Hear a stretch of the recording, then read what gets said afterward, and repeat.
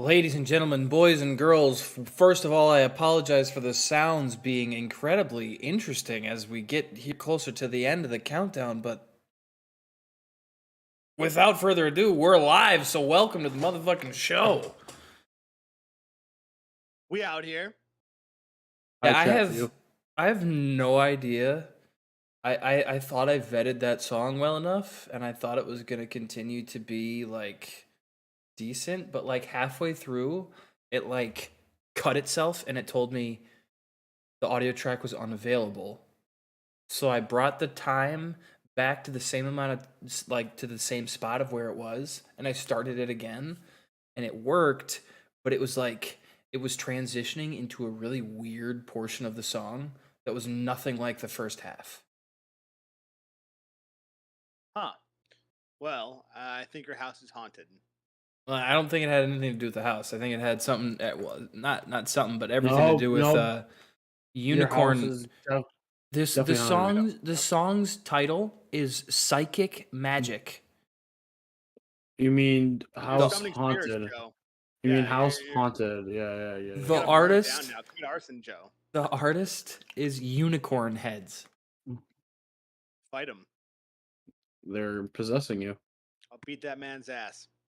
On God. Oh yeah. Well, you have to think that Unicorn Heads, it's plural, it's gotta be more, right? I've got 2 fists.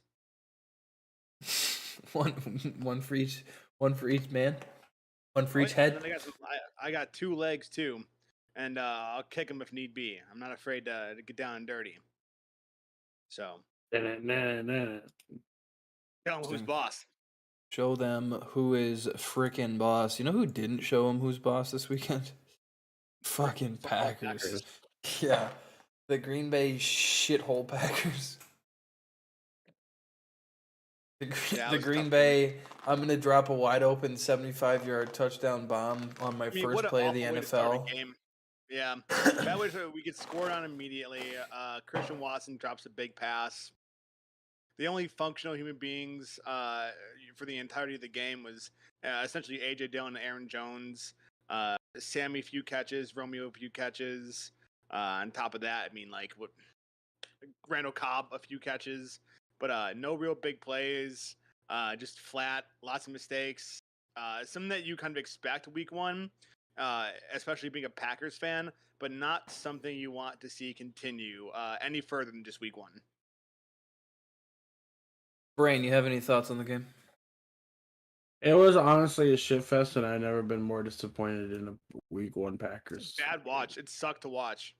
It did, dude. It was That awful. was painful. I want to let everybody know. I got called into work that day. I was so mad because I was like, oh, I'm gonna miss like bits of the Packer game, and I was like watching the Packer game. Like, damn, I'm really glad I'm working right now.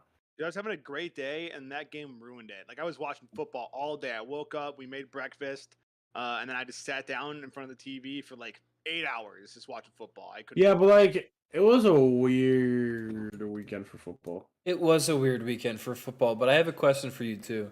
I think all of us can agree that game felt like Brandon said, that was one of the worst that was one of the worst like week 1 Packer performances I can like remember in recent history. You know what's sad is it was better than last year though.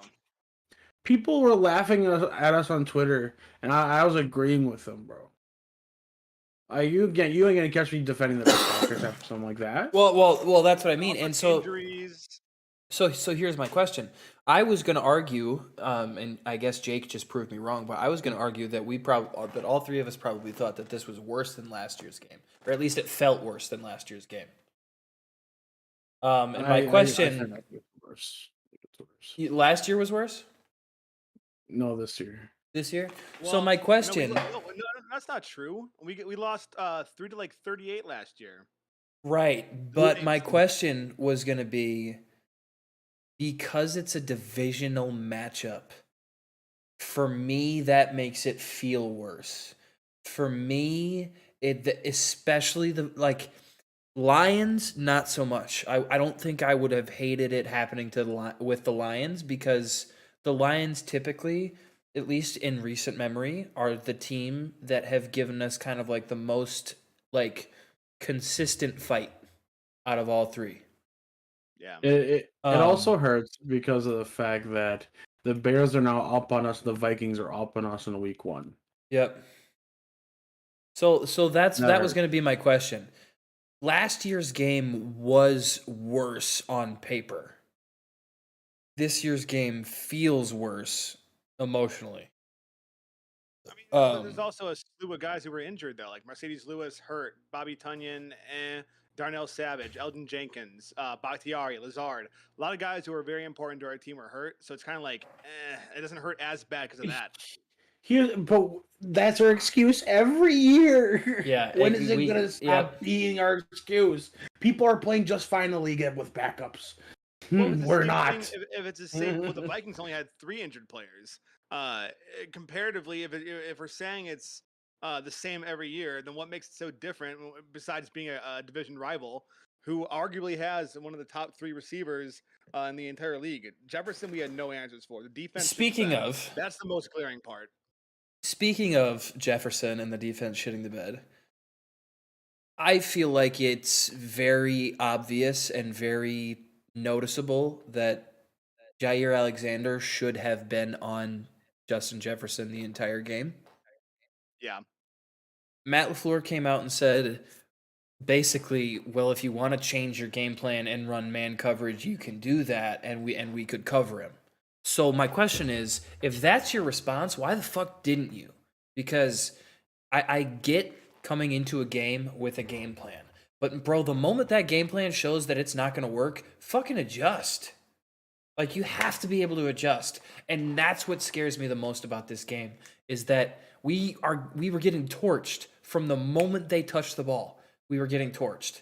And we had no adjustments, no thought to maybe, oh, hey, let's put literally probably top 3 cornerback in the league on top 3 wide receiver in the league and see what happens, as opposed to trying to play a deep zone coverage.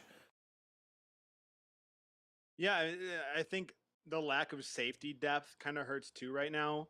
Like, we did add Micah Abernathy and Nixon. There's a few guys, but like, I think if all goes wrong at the cornerback position, you need to have an extra layer of defense in your safety unit. And right now, it's just there's no depth there. And even if a guy were to get hurt or just be playing like absolute dog shit, there's no safety net there. And then, like, if you're having your cornerbacks are getting burnt routinely, and you're not willing to make a change, at what point do we start like pointing the finger at Joe Barry and saying Joe Barry, man, I know we have great players on defense, but Joe Barry tends to get scored on pretty easily sometimes. Well, see, and and I guess as far as like going after Joe Barry, I have a harder time with that yet. For me, that's more of like a week 2, week 3 possibility situation, because last year we were fucking lights out on defense. Last year we were phenomenal. Yeah, we would get scored on, but almost always the defense would make up for getting scored on in some way, shape, or form, whether that be forcing fumbles, getting interceptions, just turnovers in general. Does this kind of lead? Our offense looked slow. Our offense looked like they hadn't played together before. Our offense looked like they didn't know exactly what the plan was out there half the time. And by our offense, I mostly mean our rookie receivers. I felt like while I was watching this game that this led perfectly into my idea that Rodgers should have been getting more preseason play time with these young receivers. Because if you look at a team like the Rams, no starters play during the preseason. They shit the bed the first week. They got their asses handed to them. Packers rarely play their starters. For a lot of teams this weekend. But if you look at teams who played their starters more in the preseason, for example, the Chiefs, they were lights out. The Bills were lights out. it makes you wonder if this is what we need to start expecting in the NFL, because we don't want our players to get injured in the preseason, but when you don't have them play in the preseason, there's naturally going to be some rust.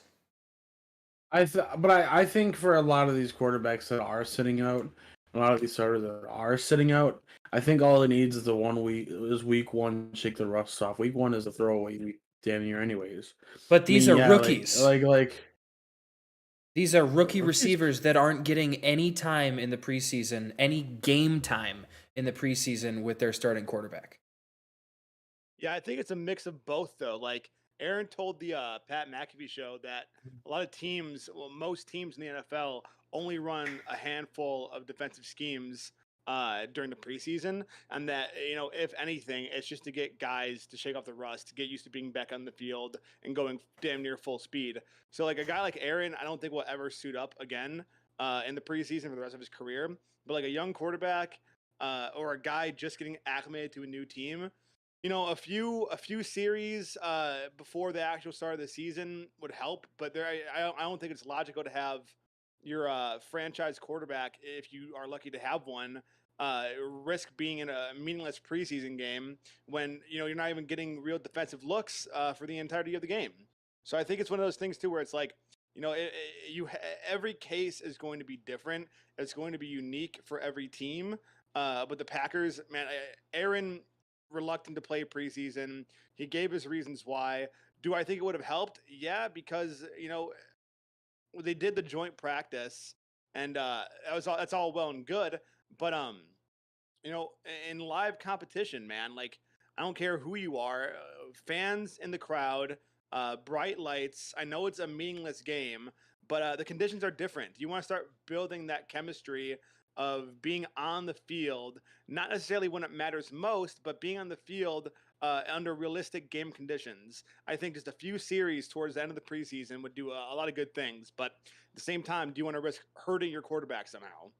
Right. So I guess my question becomes, most people, I think us included, would tend to lean towards not playing them in risk of injury.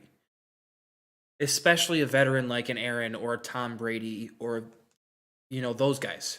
Even like a Ryan, like I think of like a Ryan Tannehill. I don't necessarily know that I'd Yeah. want Ryan Tannehill Dude, playing it's in the just like preseason. But my question becomes, if we're not playing these guys in the preseason, and Aaron is saying that, I mean, even Aaron is saying that the only reason really for preseason is to knock the rust off, week one becomes basically a preseason game at that point. you heard an announcer say it all weekend.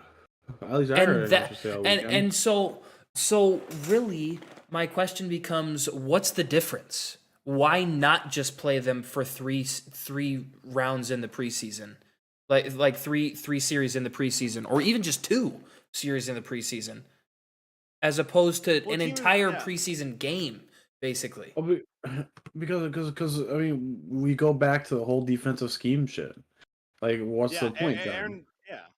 Aaron said another part about that, how teams won't show their hands in the preseason. So you're not really learning anything other than how your own guys can perform with different bodies in front of them. And it's difficult because there, a guy. In my opinion, um, once you know your quarterback, you've had him for a couple years, you know what he's capable of, you know what his ceiling is. A guy like Aaron, or even a guy like Mahomes now, not really as much need to play in the preseason, but like for younger guys who are still in their first 2, 3, 4 years in the league, I think it's important to shake that rust off. Like Joe Burrow, for example, didn't play preseason, and him not playing preseason, did that have an effect on their performance against the Steelers? I think so. He threw like what, 4 picks? Yeah, absolutely. Yeah, 4 picks. Yep. Yeah. Bad 4 week for picks, fucking which is Dennis Bryant. insanity. I think it's different for every team, but like a guy like Aaron, I'm not concerned about. Tom Brady, not concerned about. I'll even extend this to Mahomes as well because he's been a force for years now. But Josh Allen getting there too, where it's like, do they need to play preseason? So then Not really. But would it help? Yeah. So then I don't think it's fair for us to judge a team based on week one.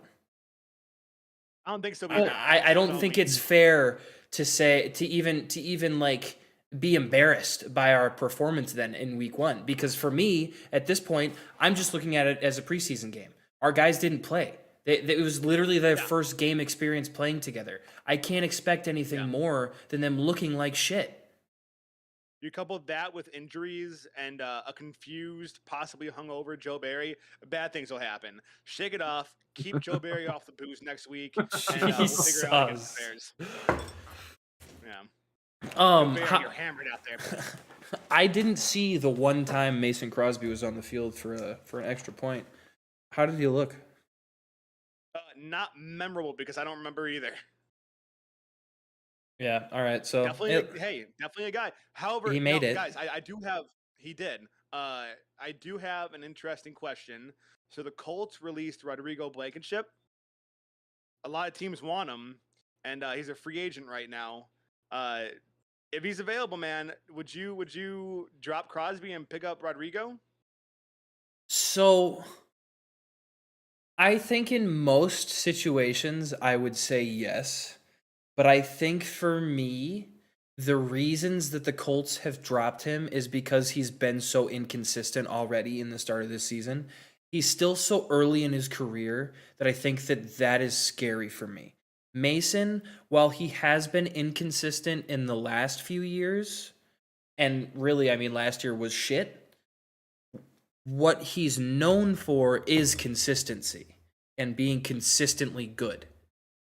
And so for me, I would lean more towards what I know is there as opposed to what might be there or what we might be seeing as like the true colors of this guy as just like an inconsistent, had a great run fucking dude, and you know? And the thing is, like, there's plenty of great kickers in college that don't get drafted that we could just pick up on the draft year. Exactly. I'll put it to you this way. Rodrigo Blankenship got cut. A, injuries. B, for missing that game-winning kick. Do we know who led the NFL in most missed field goals last season? Not extra points, just regular old field goals. Do we know? Probably Crosby. Mason Crosby, yeah. So I don't know. It's one of those things where it's like, I'd like to get a younger talent in so he can get his experience with the team and like learn to grow with the team and get acquainted with his holder, get acquainted with his long snapper. I like to get a guy of the future in, and it can't get much worse than 9 misses unless you put me out there, in which case I'm good for 10 yards. That's it. I don't even know if you're good for 10 yards because 10 yards is really videos of me hitting 30s. 10 yards is really 20. Hey, I've got videos of me hitting 30s. I'll show you. Chat next week. I'll send in the videos and we'll critique my kicking form. Brandon, it looked like you had something to say. I don't know. I'm not. I feel like you just wait for the draft to pick up a kicker. Let Mason Crosby at least finish like the year as a Packer. For me, because Aaron Rodgers is fucking gone after this year, anyways. Like, so just you think so? Crosby, you think he's done after this year? I just don't. I just don't see it in him anymore. I think he's going to be a retirement, go off to Neverland, only appear on Pat McAfee's show and not talk to anybody else. Yeah, I think do the golf championships. I think he'd pop on the Manning cast too. Yeah, and I think he'd still do the. But I think he'd be relatively quiet. Yeah, unless. Think he's going to turn into a recluse? Just slither back into his hole and never be seen from again. Ayahuasca. You're getting weird all day, every day. I mean, like, why? I mean, like, why not? Here's glory. Yeah, I see him being that guy. I just don't know if he's ready to give it up yet. I don't think so either. Speaking of guys who aren't ready to give it up yet, Mercedes Lewis, you guys read his player piece today? No, but I've heard really good things about it. It was really, really good. It just makes you fired up to be a Packers fan. Like, I felt bad about the loss for the past few days. Then I read that Mercedes Lewis piece, and I'm like, you know what? hey, it's one game. We're still the fucking Packers, and we're gonna figure it the fuck out. Well, I think we learned a lot too. I think as far like offensively, I think we learned that like our veterans need to like they need to be veterans right now. We cannot have veterans on the field be some of the least targeted, have the lowest number of catches receivers on the field. Yeah. That just doesn't work. You Yeah. can't have it. You know, like Romeo Doubs being our receiver, like our actual receiver, leading receiver in terms of catches, like taking the running backs out of it, basically, is a scary thought. Like, Yeah. for him to potentially be the number one is a scary thought. And I know Alan Lazard was out, and I know Aaron has talked about Lazard being the number one guy, but I just And Sammy's still getting acclimated. you just never know. And for me, Yeah. I personally really needed to see Randall Cobb do well that week. Like, that was a week where Randall Cobb should have been the guy. With the rapport he has with Aaron, with everything, like with all the years that he has in the league and all the experience that he has, there's no like that was the perfect game for him to re-solidify his role in a way in the offense and show people that like he still has what it takes, and he just didn't. Yeah, and I wonder if part of that too is just getting older and kind of losing that quick first step.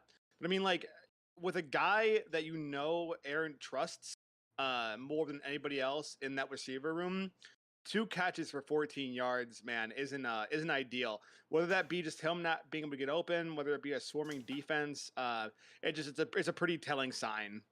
Only 3 targets too is kind of baffling. Like, boy. Right. It's like, are you not getting open? Is he not throwing the ball to you for some reason? Is he trying to get the new guys acclimated? Like, I know there's a lot of variables that could be going into it, but at the same time, it's definitely a red flag of like, why? Yeah. The other thing that interested me, Amari Rodgers did not get 1 snap on the offense. Yeah, that concerns me too. That was weird. Being a special teams guy, man, maybe like is that our plan for him, or is he just not developing fast enough? We're not going to know for a while. Like all signs point to a lack of faith in him if they're not going to play him over Romeo and Watson. It's right. Like, oh boy, is that just like, a special teams guy now? Is that the idea? Or that's exactly my thought. If you're gonna be there for the like, you've been there for already. Like you've been there. You should have already shown your skills. You should have shown development. These 2 guys, especially Christian Watson, haven't proved a fucking thing, and he was injured. Christian Watson was injured for part of the preseason. So like the fact that those 2 guys are still being put ahead of Amari Rodgers, like you said, Jake, on the depth chart is concerning. Like, what is going? Change positions at that point. Like, become a running back or something. Like do a fucking cornerback or a cornerback. Like, do something that like makes you stand out in a way that's like that shows you still want to be on that team. Like that shows you still want to play. You know, because exactly, he's no Devin Hester. He's nothing special as a special teams guy. You know, he's really just a body with speed. And the problem is he doesn't show anything with that speed. So it's tough. I don't know. Brand, like you said, it was a fucking crazy week 1. Yeah. Steelers beat the Bengals. Or wait, did they tie? No, Colts and Houston tied. Yeah, Colts and Houston tied. The Steelers beat the Bengals. Couldn't believe that. Seahawks. Geno Smith led the Seahawks. Yep. Geno Smith pretty good, led Seahawks beat Russell Wilson, led fucking Broncos. Geno Smith was a dog though. He put on a show. Yeah, and it's really interesting because he did exactly what they've been trying to get Russ to do for the last couple of years, and he played in their system, and he wasn't. You know, you let Russ cook. You don't let Geno cook. I think I heard somebody say today or yesterday. But like that's so true. Gino's not the kind of guy that you're just like, all right, Gino, go win us the game. You know, 9th year in the NFL, it's like, buddy, you didn't do it then. What makes you think you're gonna do it now? Yeah, what makes you And think? he shows up and balls out. And you know, and I think the fucking sound bites and little clips that have come out from like the post game press conferences of Seahawks players and coaches just being absolutely fucking ecstatic that not only did they win week 1, but they beat fucking Russell Wilson is wild to me. I do think it's a bit of an overreaction for people to be like, you know, already talking about Gino being a potential long-term not fill-in, but like a long-term quarterback for the Seahawks.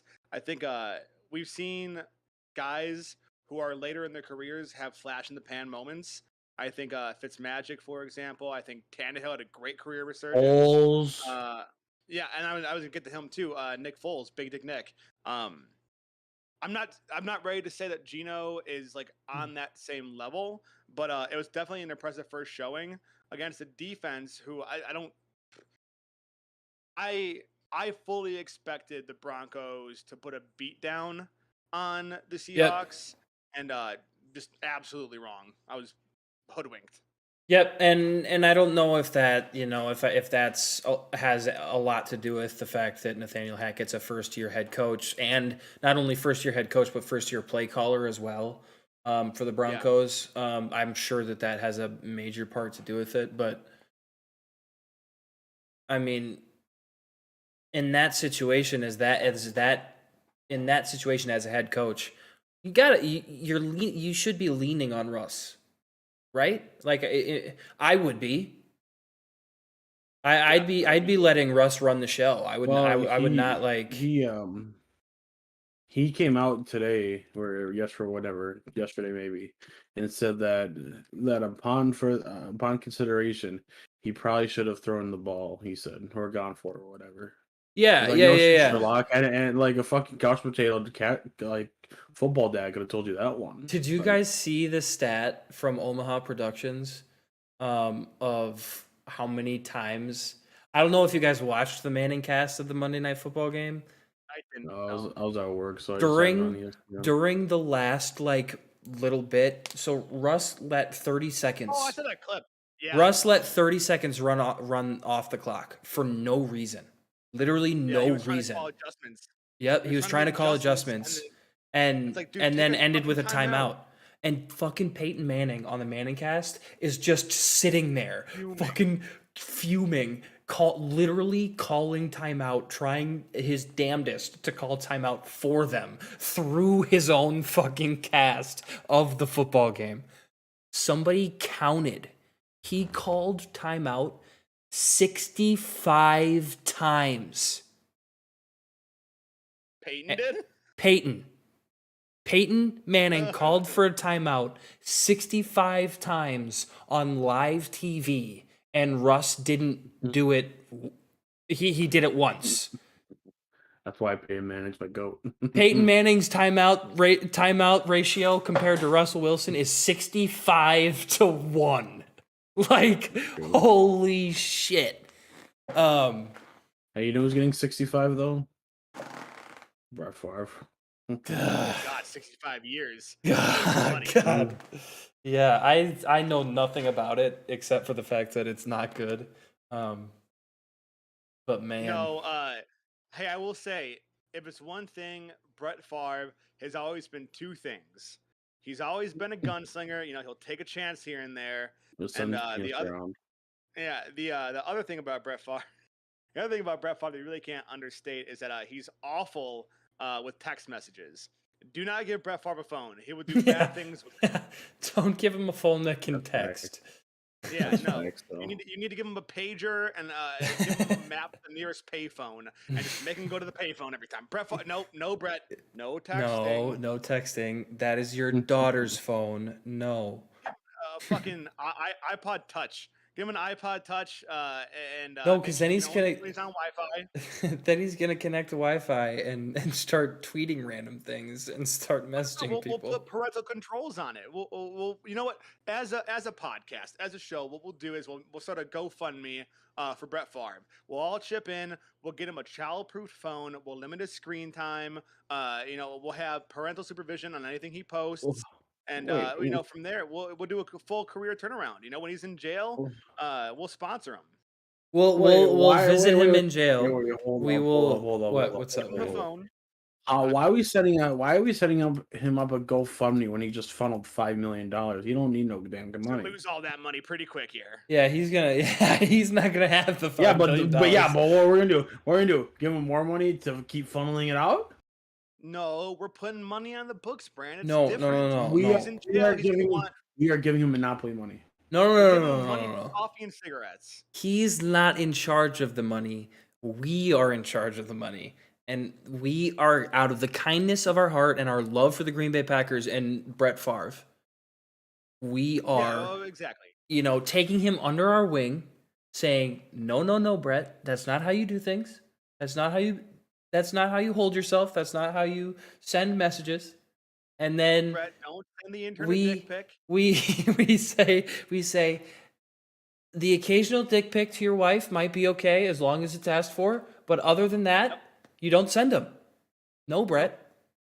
And then what we do is we get him those really annoying like sound things that you plug into a wall that anytime he touches a cell phone, it just makes a really fucking annoying noise until he puts the phone down. No, And eventually we will Pavlovian train him to never touch a phone again. Knowing noises, John Madden yelling, boom. fucking like a fucking game operation fucking buzzes him every time he touches it. Dude, imagine we turn this into a video game. Fucking help Brett through rehab, basically. No, it's gonna end up being. You guys have seen the Prison Break show. We'll call this one Breaking Out Brett. Breaking Out Brett. Yeah, call it Breaking Out Brett. We'll personally hand deliver all the things that he needs. We'll bring him little miniature footballs. We'll bring him some Viagra. We'll bring him, not a cell phone, but an iPod Touch. And on top of that, man, no Wi-Fi. Yeah, we can't give him Wi-Fi there. No, absolutely not. And out of the prison, no, he'd be killed in a second. You know what the next Hard Knocks season should be? Brett Favre's prison yard. It's gonna be the longest yard out there. This is the worst show we're doing. Dude, imagine no. But for real. But for real, dude, that could potentially be in an absolutely fire movie. Flip it. That could be a fire documentary. Yeah. Brett's time in prison with his football homies. You just imagine Brett Favre in prison, like trying to fit in, like buys a do-rag, starts chain smoking cigarettes. Just pumping, only working biceps every day. Only doing biceps. Wearing Wrangler jeans. No, dude, he's got Wrangler jeans imported. Yeah, they're orange. He's got the copper fit. He's got the copper fit on. Yeah. Dude's in his fucking Vince McMahon era, dog. That's crazy. He's gonna be fucking. He's gonna be a legend wherever he ends up going, dude. People are gonna fucking worship the ground that he walks on.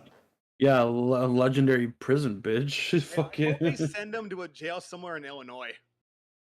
Oh my god, buddy, not this guy again. Jay Cutler appears out of the shadows with a fucking prison baton. What are they called? Crazy that Brett Favre spent a decade beating up on Jay Cutler, only for Jay Cutler to have a career face turnaround and Brett Favre plummet into a damn near obscurity and a life of crime. All that's actually crazy. Jay Cutler just wants to drink a lot of beer and have a wife. Interview porn stars, yeah.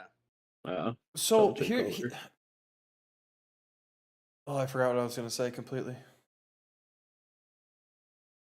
It was in there. Well, it was in there. One thing I will say to round out the old Brett Favre conversation is that the guys had some great moments, beating up on the Bears, beating up on the Vikings.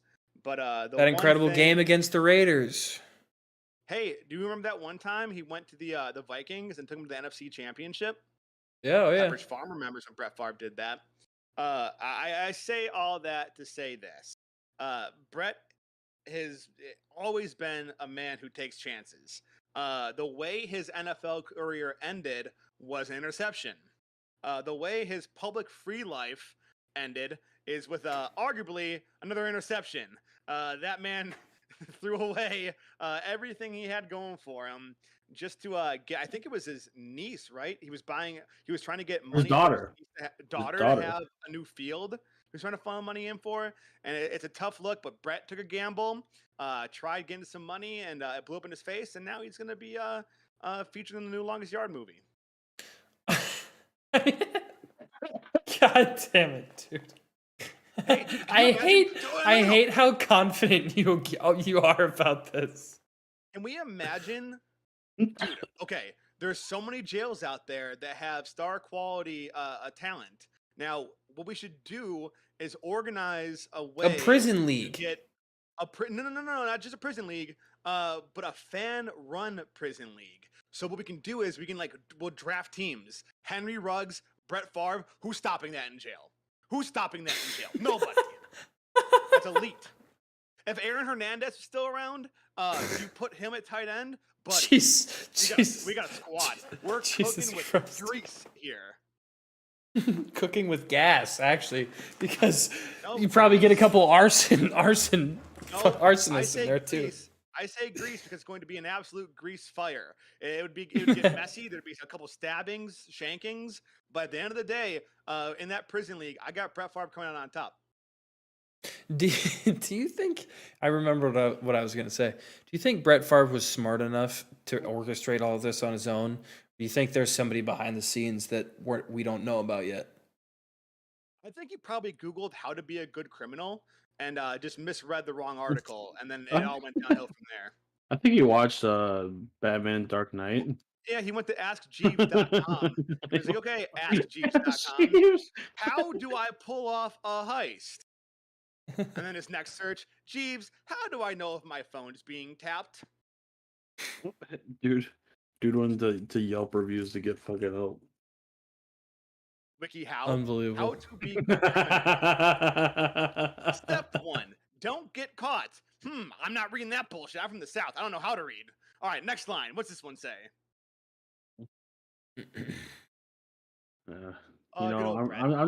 I'm just glad that at least our quarterback's controversies are just him taking psychedelics in the off season. His family. And whether he is a Trump supporter or not with Joe Rogan. No, I could see Aaron being how when I was first Trump versus Hillary, there was a third party candidate, Rocky De La Fuente. I think Aaron was probably a Rocky De La Fuente guy, just based on the name alone. That's a good name. I could see him being an Andrew Yang guy too. Yang Gang, oh brother. Yeah, but we don't want him to be. We don't want him to be. Why not? I forgot what the reasoning was, but apparently he has relationship policies that actually don't help anything ever. Yeah, there's been a bunch of Andrew Yang storm on social media the past few weeks now. But he's trying to start a new party or something like that, and people are just like, no, man, we don't. No, you're part of the problem. We don't want outsiders anymore. So you and The Rock can go fuck off. Well, and the thing is, we had people like Gary Johnson, and we had people like Gary Johnson, but he also had kind of halfway shit fucking political. The Libertarian Party doesn't take anything seriously enough. They're all talk. That's kind of the problem, is that everybody wants to talk about, and I don't necessarily want to make this a political show, but I would like to talk about this for a second, because the problem really is that we have a two-party system, and all these people who want to talk about how the two-party system is flawed and they want to create a new party don't actually give a shit about this new party and about the importance of a new party, and how whether or not you fucking win is not the important part. The important part is getting a different, I don't even want to say party, but almost like a different organization recognized on the ballot. as not just like there's only two valid options and that's it. You don't have another choice. And like the biggest concern with that though is that people are so deeply rooted in their personalities with their political views. So if you've got let's say we got 4 party options that actually get airtime during debates, they're getting good press runs for commercials and whatnot. Can you imagine we got 4 distinct parties that people flock to? That would just create more division. So there has to be a better way of doing it where we do introduce more parties, but it can't be in a way where like I would almost like to see it be It's all about term limits, Jake. For example, man, like I'm gonna bring it back to fighting, but like you've got a gym. The gym houses multiple different fighters.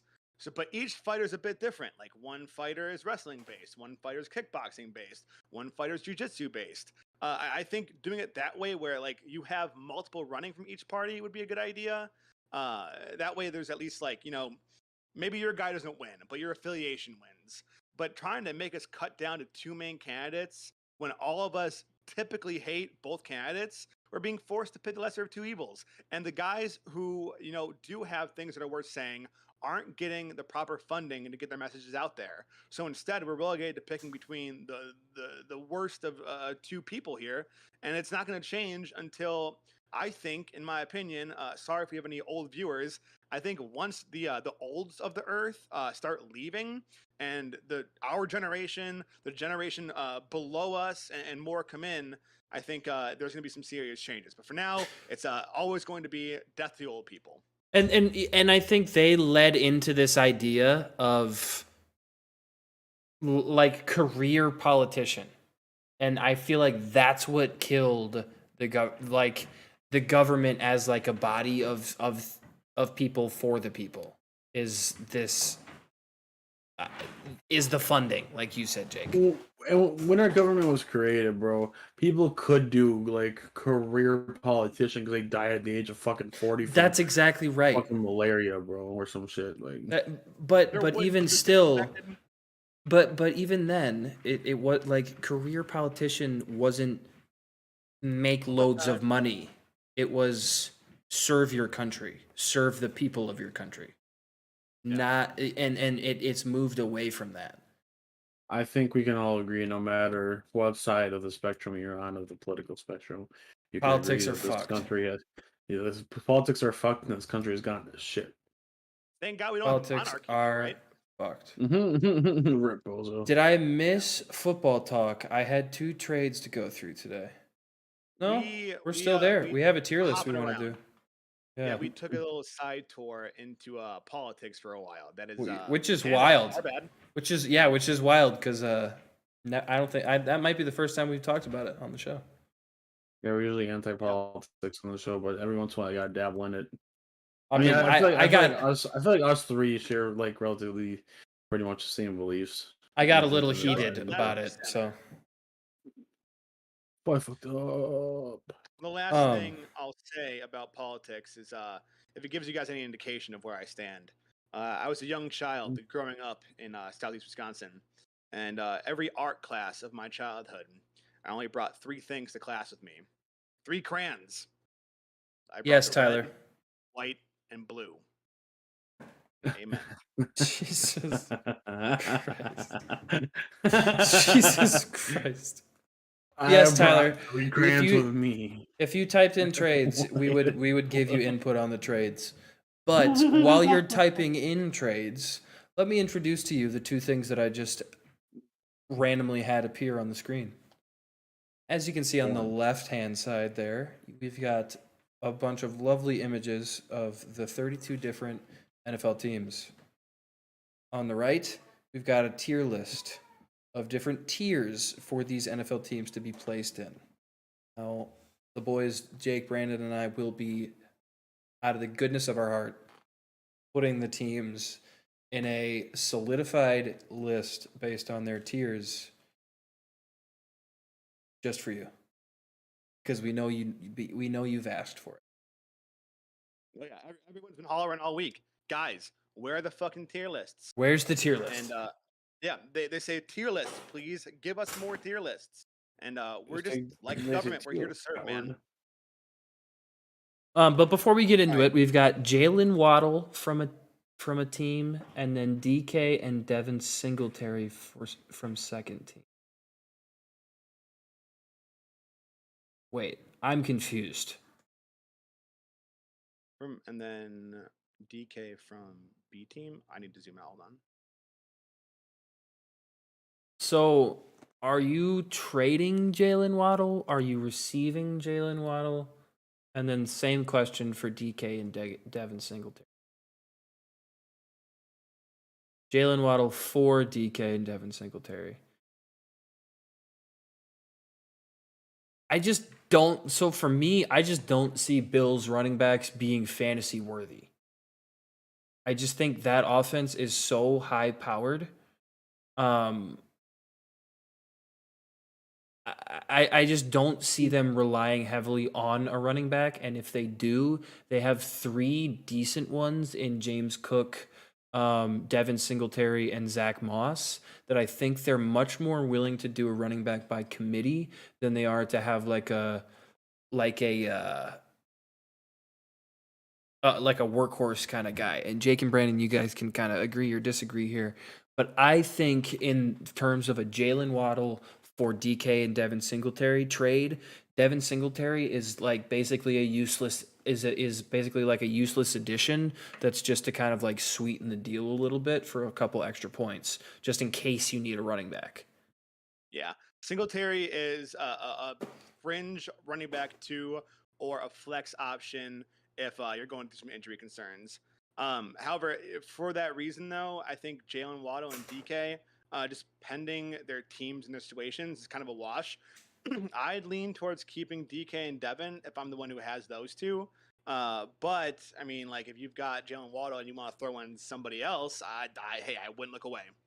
That's kind of where I'm at too. Like DK and Jalen Waddle are so similar in their like floors and ceilings. And situations like we don't know who the quarterback is really going to end up being for Seattle. We don't really know what Tua's going to look like because we haven't seen enough from Tua to really be able to tell. I'm afraid that Tyreek Hill might waste a couple years of his career. I mean, they looked good against the Patriots. Yeah, that's fair. But I just haven't seen enough of Tua at this level to like be convinced that a guy like Tyreek, who needs to get touches from an accurate quarterback to be effective. I mean, you can make Tyreek Hill into a gadget player, but I think that's a guy who needs to be with an elite level quarterback. Because with that, dude, if you pair him with a quarterback who can truly make him better, a guy like who we had, Mahomes, or even like an Aaron Rodgers, a Tom Brady, a guy who knows how to properly get you in the ball in the right places and has experience in the moment matters. And for Tyreek to go take a gamble on this, I think it could go either way. But if I were him, I'm not a professional NFL player, but I don't know. I don't think I would have done that. Yeah, I probably wouldn't have either. What about Joe? What about Joe Mixon for Derrick Henry? Well, that's a wash. I think either one is. Yeah, I think. However, I think get longevity with Joe Mixon.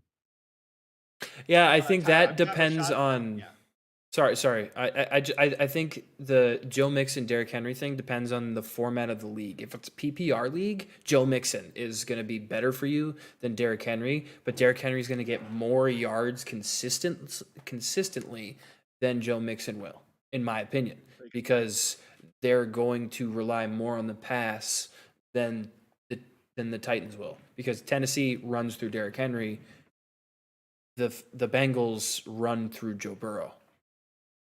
I think you can, the way I see Derrick Henry is that he's going to get you bare minimum at least 10 per game, but there's so many massive boom games where he's just going to absolutely go off. But then on the flip side, there's also times where, he gets banged up pretty easily now. He's 28 years old. For a running back, that is Queen of England old. And so running back like him, too. Yeah. That just puts his head down. Does not shy from contact. Yeah, exactly. Like he's not. You're going to be hard pressed to to find a guy like him that makes it much past 30. Yeah, I'm not There's sure. I a have Derrick lot of Henry in guys 2 of that my fall leagues off. too. I don't know what the final number came out to. Tyler Ghost did not get me 10 this week. Yeah, I've got him in 2 leagues. I'm not sure what the final total was though. 8.2. D Hop for Juju and Michael Carter. No, because placement matters for fantasy playoffs, and we're not going to have D-Hop for a while. Yeah, if I'm the person with Juju and Michael Carter, I'm not getting rid of two starting assets for somebody who's not playing until week 7. You know, like that's either way.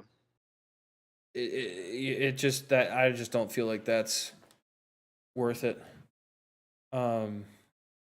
So this order for the tier list: Bran, Jake, Joe, Bran, Jake, Joe, etc. Yeah, perfect. We want to get started, boys? Huh? We want to get started now? You want to Yeah. proceed? I got rid of them. Tier variety? Long story, but don't need Juju. Irrelevant to the squad. Well, if you Only don't yours need Juju and you're why able to trade him to get D-Hop and you don't need Michael Carter, do it. Yeah, but it depends too, though, because like you don't know. Injuries happen, and I know there's always a next man up mentality, but how many good receivers are truly left in free agency in your league? Like that matters too. Juju, should he stay healthy, is a somewhat productive player that you can have stashed in your bench for that flex role. He's or if you're in a reliable. pinch, fringe receiver in a pinch. Yeah, I think Tone Diggs made a really good point about him. He's gonna slide really nicely into that receiver 2 role behind Kelsey. Only a 10-man, so plenty of players. Yeah, man, if you want to take that risk, go for it. Yeah, that's kind of the thing. Like, I think it's worth it because I think if it works out the way that it could, D-Hop for sure is getting you more points than Juju. But there is that there is that potential of D-Hop just coming in and starting slow, and maybe they've got a really fucking good flow with their receivers, and they don't want to mess with it. Jake, you made a really good point. You know, like you never know with a guy who's not coming in until week 7. You don't know, so that's kind of the scary part. Guys like Gronk. And Gronk was older, but for a guy like Gronk, it would work. But also, he's a more physical player, right? And like he needed that time off.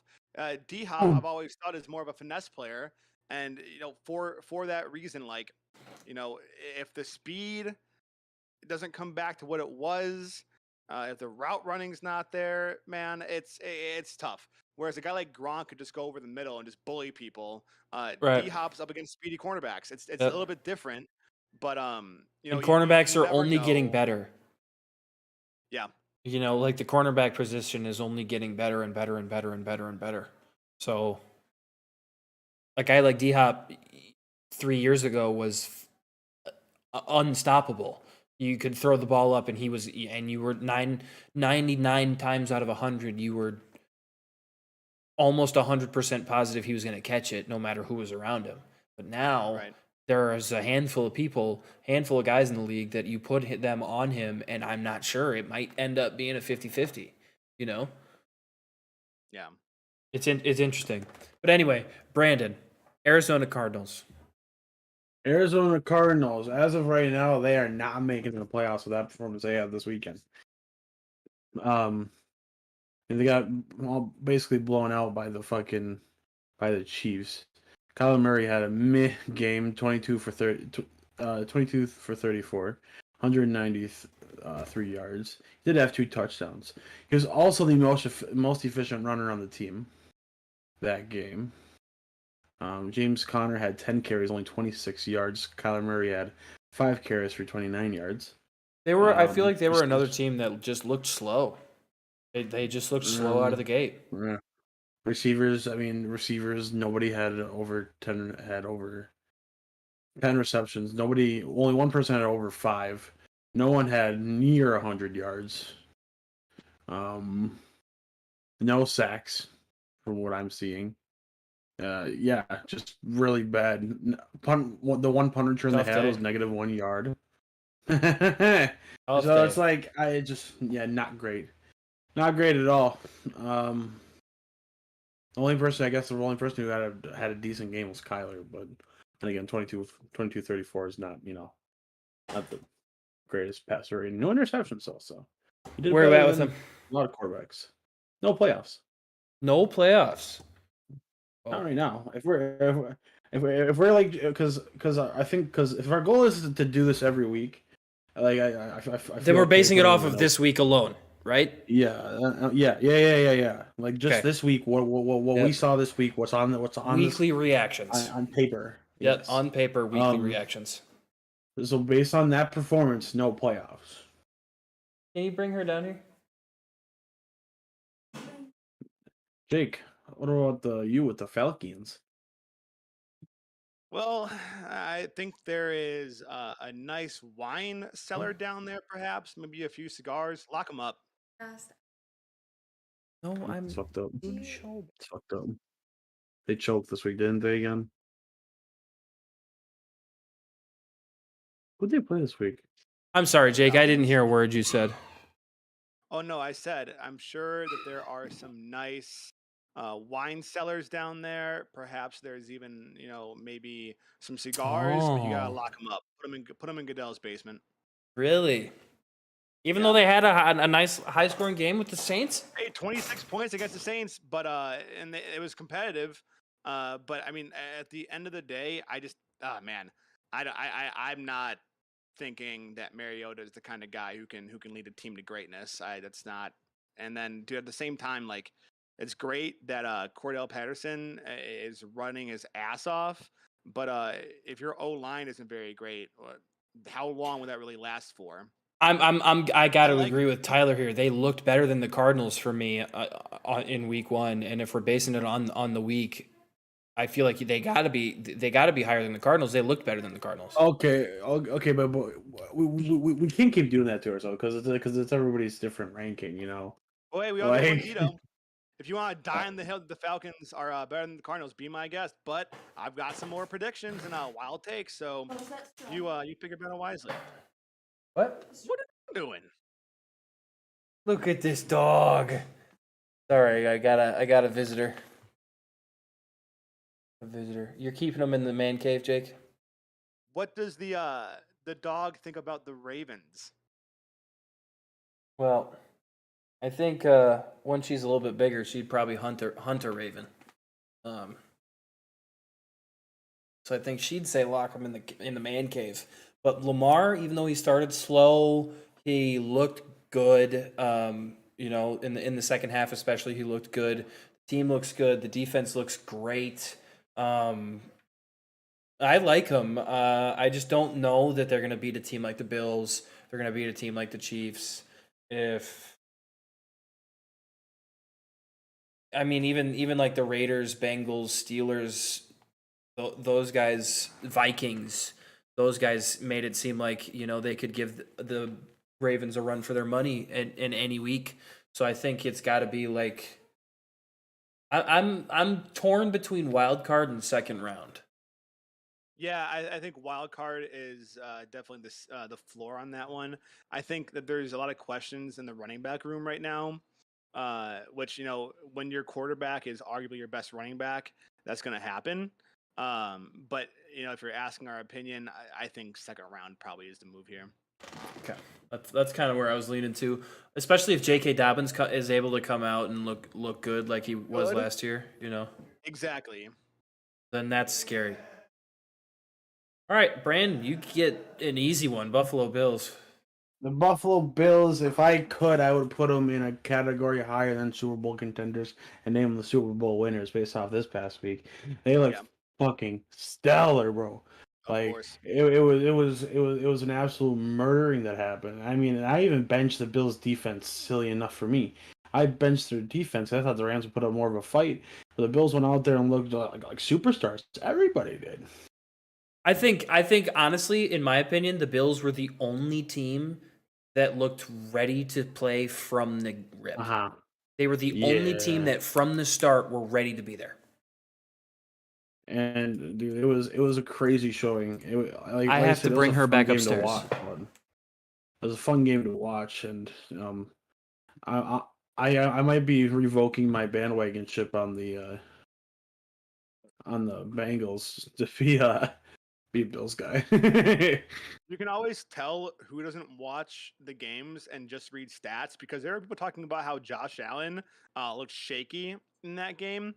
But one of those picks wasn't even his fault. The ball was put into his receiver's hands and it got ripped out of it immediately. Like, that's not necessarily all Josh Allen's fault. And like, the thing is, like, shaky or not, like, he still looked better than 95% of the quarterbacks in the league. Exactly.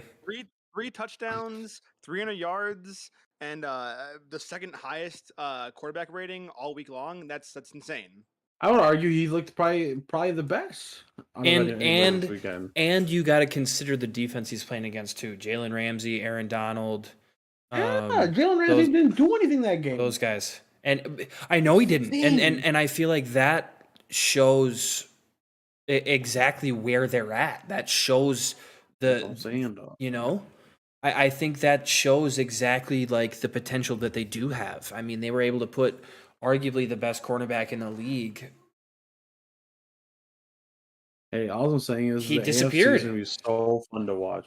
Yeah, it really is. The AFC is gonna be so fun to watch this year, except for the AFC South. AFC South, every team finished 0-1, and even though two of the teams played each other. I know, it's wild. It's wild. But hey, even I think Houston and the Colts will be fun to watch, though. I really do. Jake, how do you feel about Baker and the Panthers? Man, I really wanted the Baker revenge tour to start a bit better. Oh, this is a tough one. You got CMC, which is somebody that, like, obviously you're gonna score, but I'm not confident with the supporting cast. Can I help you out here?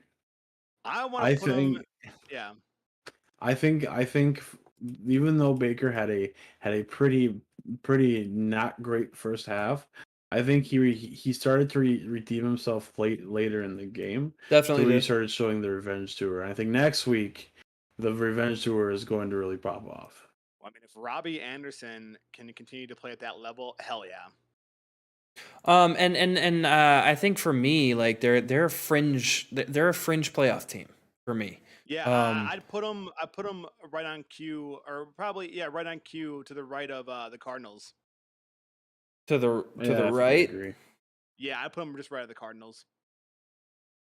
Yeah, I do see those two like kind of going at it in the game. Yeah, I think Baker looked okay.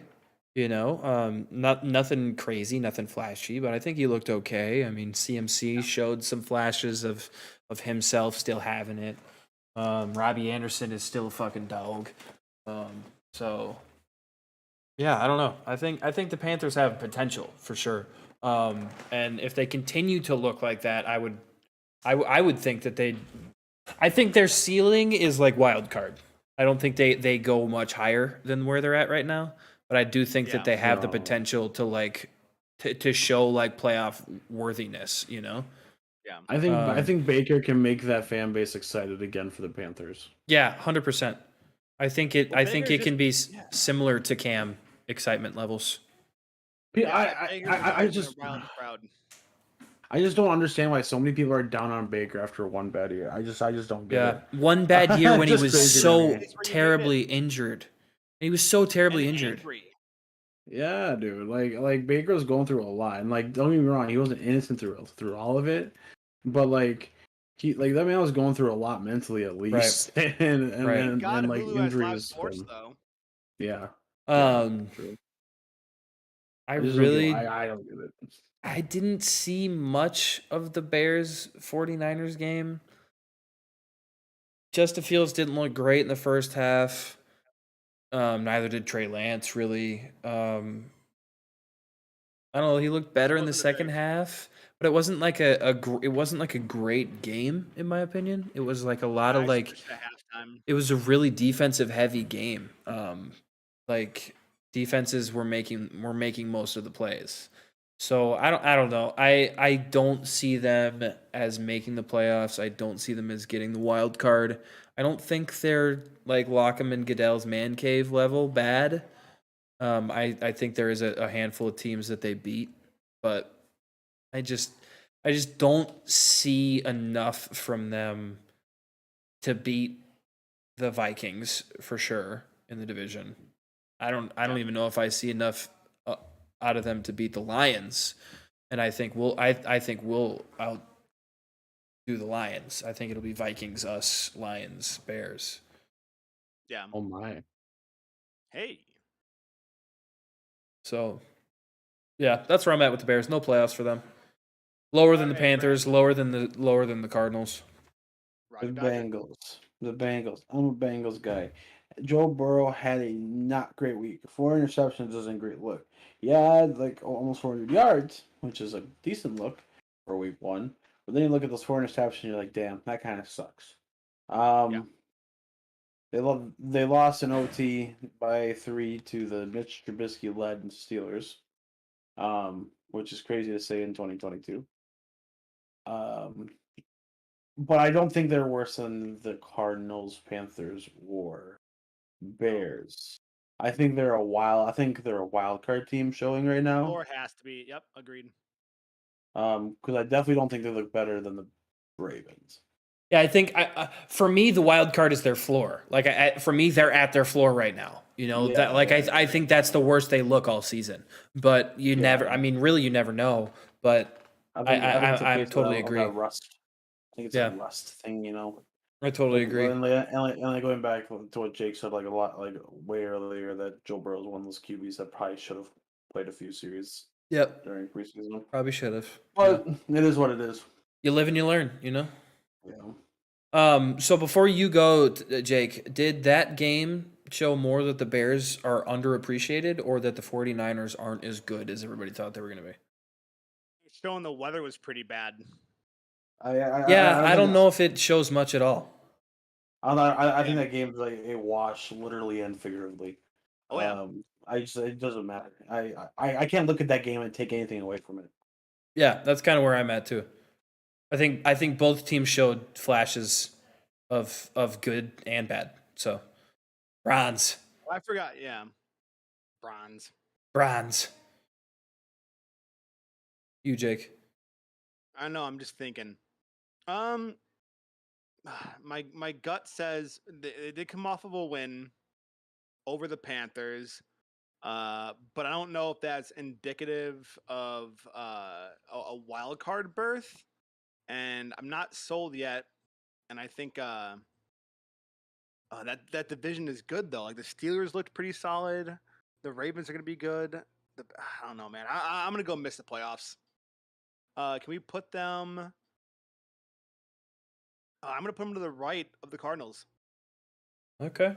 I think that's the right spot. I don't trust Jacoby Brissett. I don't trust him as a QB yet. I need to see him throw. I need to see more of his arm. Yeah. Can I say something real quick? I am angry at everybody who told me not to draft Kareem Hunt in fantasy. I know it might change drastically next week, but he looked great. He looked great this past game.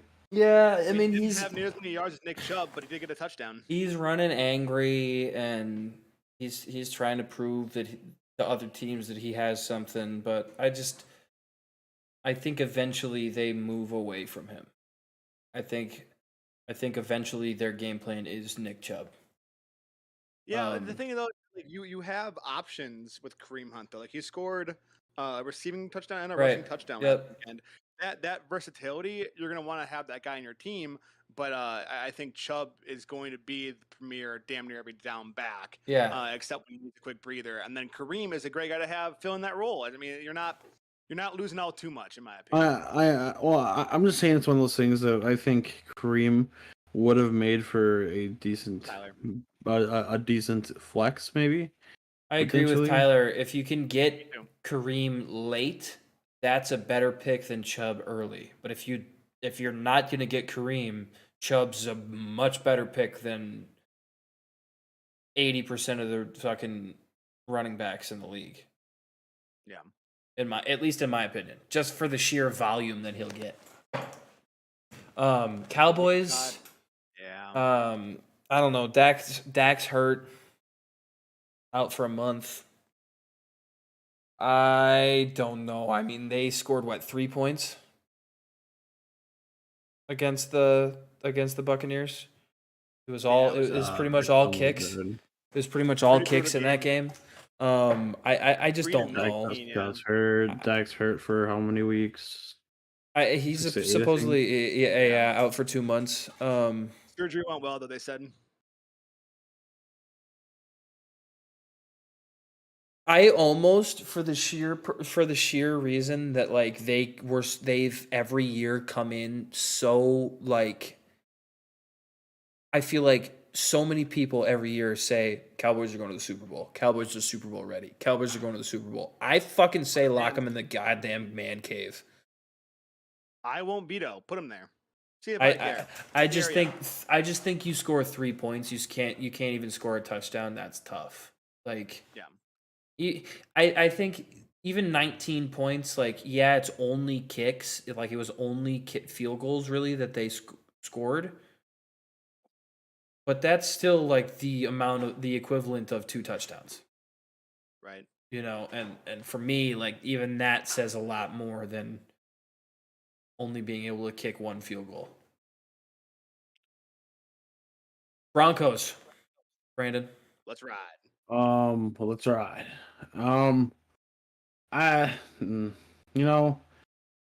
Broncos didn't have an awful game.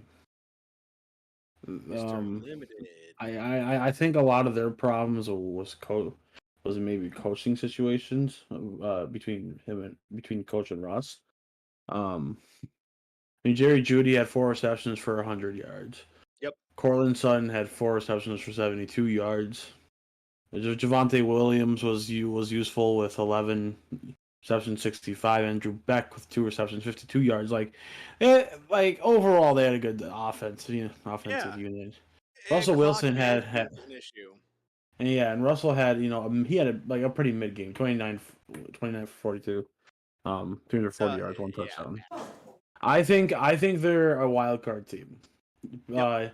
I think, and I don't think it matters where you put them on either side of the Bengals. I say right now they're pretty equal.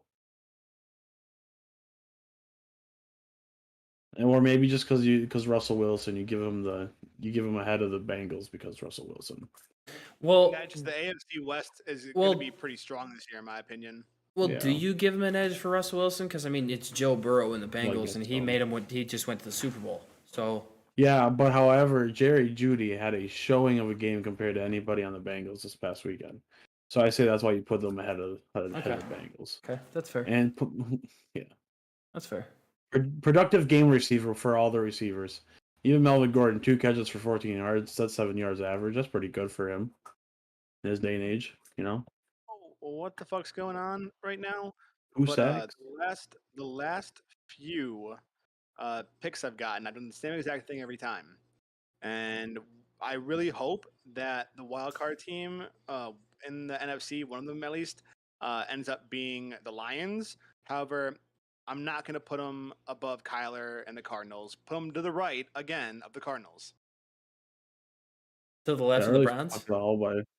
Left of the Browns, I believe in MCDC. Okay. In that game, man, it was good. Scored. It was really good. They scored. Yeah. Really, really good. I don't care if you're saying the Eagles had a bad defense. I do not care. Jared Goff looked really good too. You hang 35 points on anybody, and that's a solid team. I mean, Jared Goff breaking 200 yards, you like to see it. I think the biggest thing there is DeAndre Swift. Dog. Yeah, big time. Also dog. Amon-Ra St. Brown. You guys all laughed at me for that pick in the Long Hair Gang Fantasy Football League, and it's gonna pay off. He's a dog for sure. It's gonna pay off for me. DJ Chark too. Chark looked great as well. Yeah. I think that was his debut game for the Lions. He just came from the Jags. I get the Green Bay Packers. Ugh, what a shit game. We all know. I don't think know they're where to making the put 'em. playoffs. I don't think they are. Oh God. I don't think they're making the playoffs based on that game. No, you take out the tinfoil hat, Joe, and you put them right to the left of the Broncos. No. Nope. You're a bastard, Joe. Won't do it. You're Yeah, forcing me to be how bigger can than you? Packers How How can can I? you? How can you? Stop with growling. the stipulations, I guess. I don't think where Joe put him is a correct spot, but I don't see how you can put him in the wild card spot. I see both the Browns and Lions having better games than the Packers this week. Packers looked like absolute ass on both sides of the ball. Yeah, diaper full. Can't do it. I have the Texans. Only thing holding, I guess, I don't. The Texans have an awful game. I mean, Goodell has a lot of room down there. It's a big basement.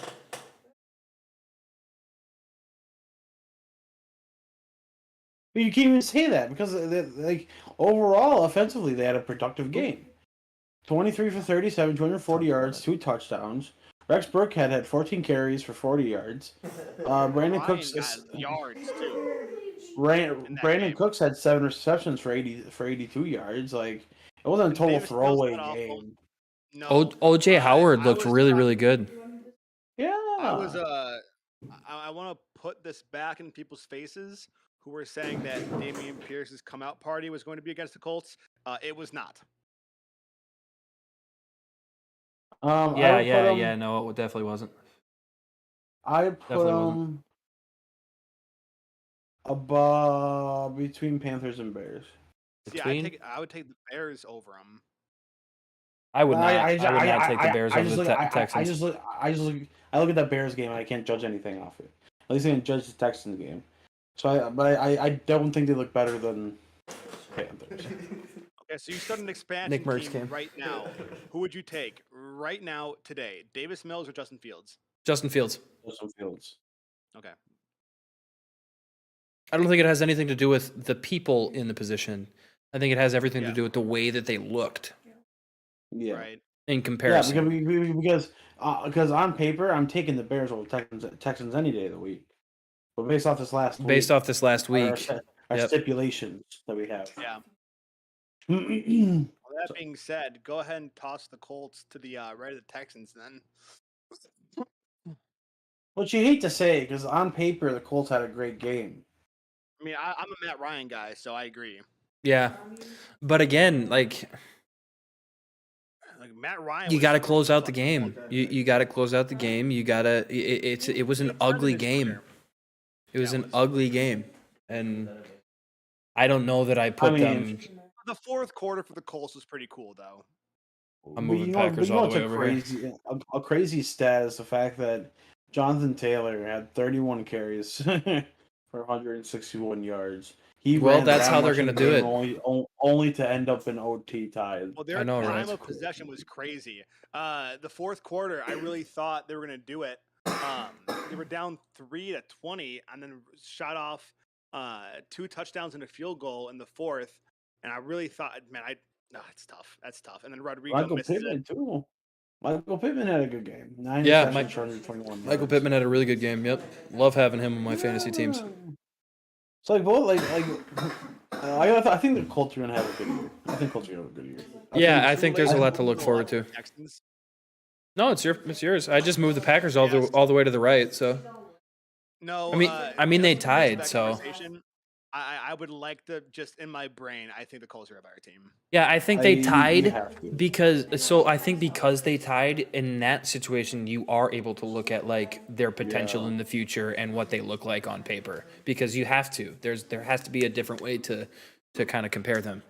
I get the Jaguars. Did you guys see Trevor Lawrence's little hype speech before the game? They walked to the end of the tunnel. I heard it sucked, though. They walked to the end of the tunnel. He turned around, said, "All right, everybody, let's play with our hearts out. Let's swag out today," and then put his hand up. That was it. What a leader. He said, "Let's swag out today." What a leader. I don't like the Jaguars. I never really have. Nobody does. Nobody does. I think I do think they have potential. I don't think Jaguar fans like Jaguars. I gotta lock them. I gotta lock them in the cave. I think they're better than the Cowboys based on last week, but I gotta lock them in the cave. It's not a high bar either, you know. No, it's not. So I think you got the Chiefs. That's a good one. Chiefs is a good the one. Chiefs. Nobody. By the way, we have nobody right now who's conference champs worthy. Oh, it's coming. Yeah. Well, I mean, you can kind of classify the Bills as the Super Bowl contenders. I see a few teams here that I think you could put them there. Okay, so anyways, I mean, yeah, I mean, Chiefs did the Chiefs what Chiefs do and have a good game. Pat Mahomes only missed 9 passes, 360 yards, 5 touchdowns. Typical Mahomes game, I'd say. I say a Pacheco, but whoever that is, they didn't know who.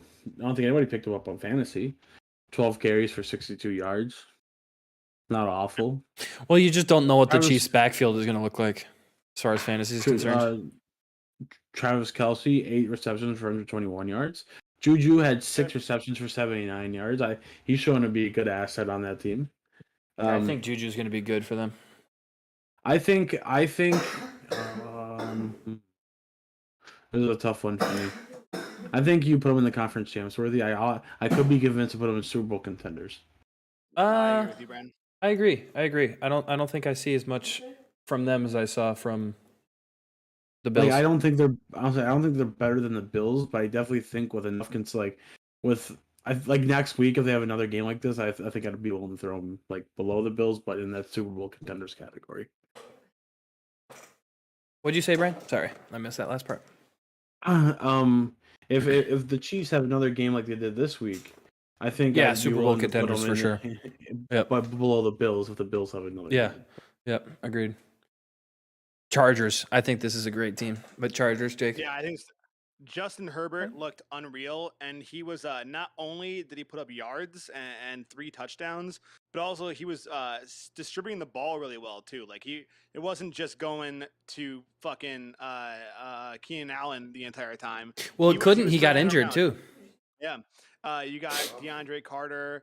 You got even Austin Eckler caught a few passes. I think this is a team that their defense is insanity. I mean, like right now, how can you not say that they at least belong in that second round? And I could be swayed to put them to the right of the Chiefs just based off that week alone. But the Chiefs were just, I mean, if that's the ceiling, I would put them to the left of the Ravens. The left of the Ravens. Okay. Yeah. I'm more inclined to go conference champs worthy. It's right there. It's right there. I get being on the fence with that for sure. Yeah. It's just, again, like if we're being logical, that division is going to be a dogfight. So it's gonna be a fun year for football. I think it really is. I think this week was nothing. What the rest of the season is going to look like. Oh, but I still hope not. Pretty fun opening week. Lots of chaos. Yeah. The chaos was the Rams did not look. I mean, at the end of the day, they didn't really look bad, but they didn't look good either. Matthew Stafford threw so many picks. I don't even know how many he actually threw. I think it might have been 4.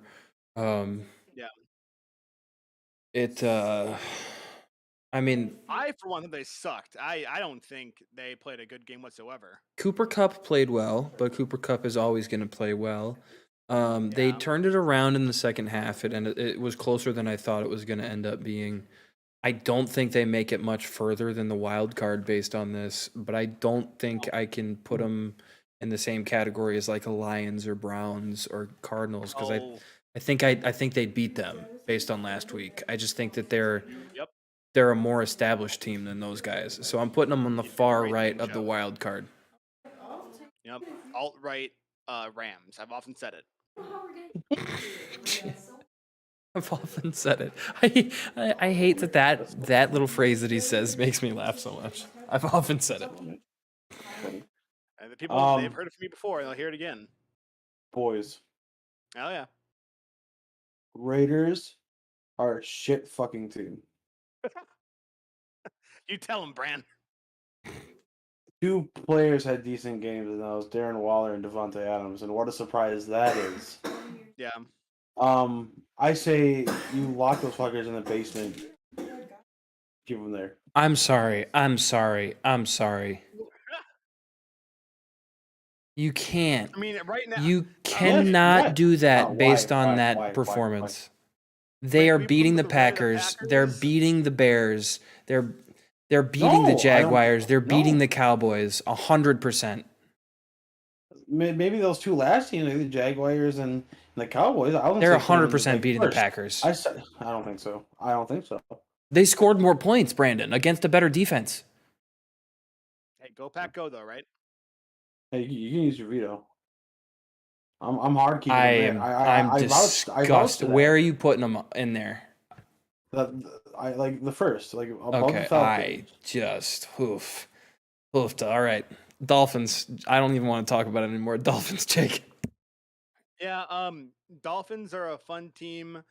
There are question marks at the quarterback position. I don't think Tua looked awful. I do think that there's room for improvement. But at the same time, like that game would have been much more dominant for the Dolphins should they have had an effective running game. They did not. I think, you got Tyreek, you've got Jalen Waddle. I'm gonna put them in between the Bengals and the Rams. Oh, interesting. Yeah, it is tough to go off of week 1. Yeah. In between the Bengals and the Rams. I like it though. That's a good spot. They look good. Yeah, because they did. But I agree. They would need a massive running game boost in order to beat any of the teams above them. You know? The Vikings, though, I mean, I really hate to say it because, go Pack, go, diehard Packer fan, but they looked so good. You know what to do. I in the basement of the goat. I did. Yeah, imagine I put them in the basement just for Packer fans everywhere. No, I think I don't see this team beating the Chargers, the Chiefs, or the Bills. Nope. I do see them beating every other team. Ah, damn right, Joe. Perfect. I do. I really do because Justin Jefferson is a fucking madman. Kirk Cousins, as much as I hate to say it, Kirk Cousins is probably one of the most underrated starting quarterbacks in the league at the moment. He consistently improves. Yeah. He literally just consistently gets better. So I just feel like the hate on him gets harder and harder and harder to give. Yeah. But yeah, that's where I'm at with him. Alvin Cook into the ground. Yeah. They did. And we've got a good front. Yeah, Raiders take is the craziest take ever. I agree. It was all Brandon, Tyler. Brandon, you've got the Patriots. Oh, fuck. Sorry, I have to throw up after that disgusting performance they had this past week. What was the base? Mac Jones. I'm telling you what, it smells pretty fucking bad. It smells like Goodell's cigars and lotion. I say, above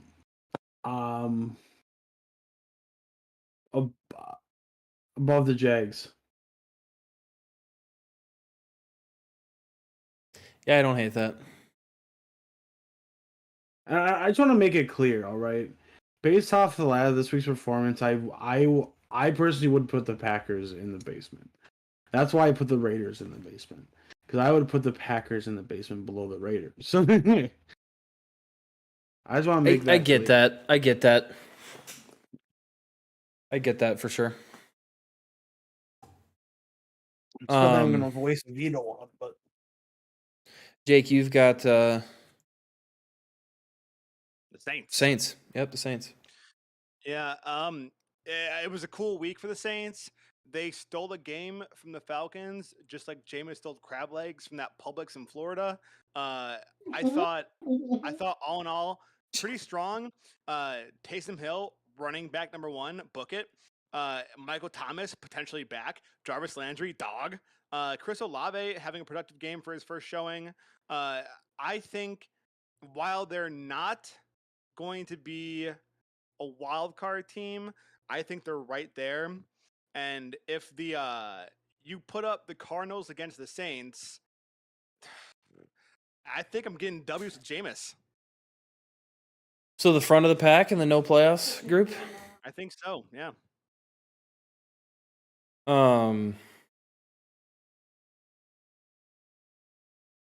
New York fucking Giants. I don't. Not I bad. I did Gang not times. watch their game.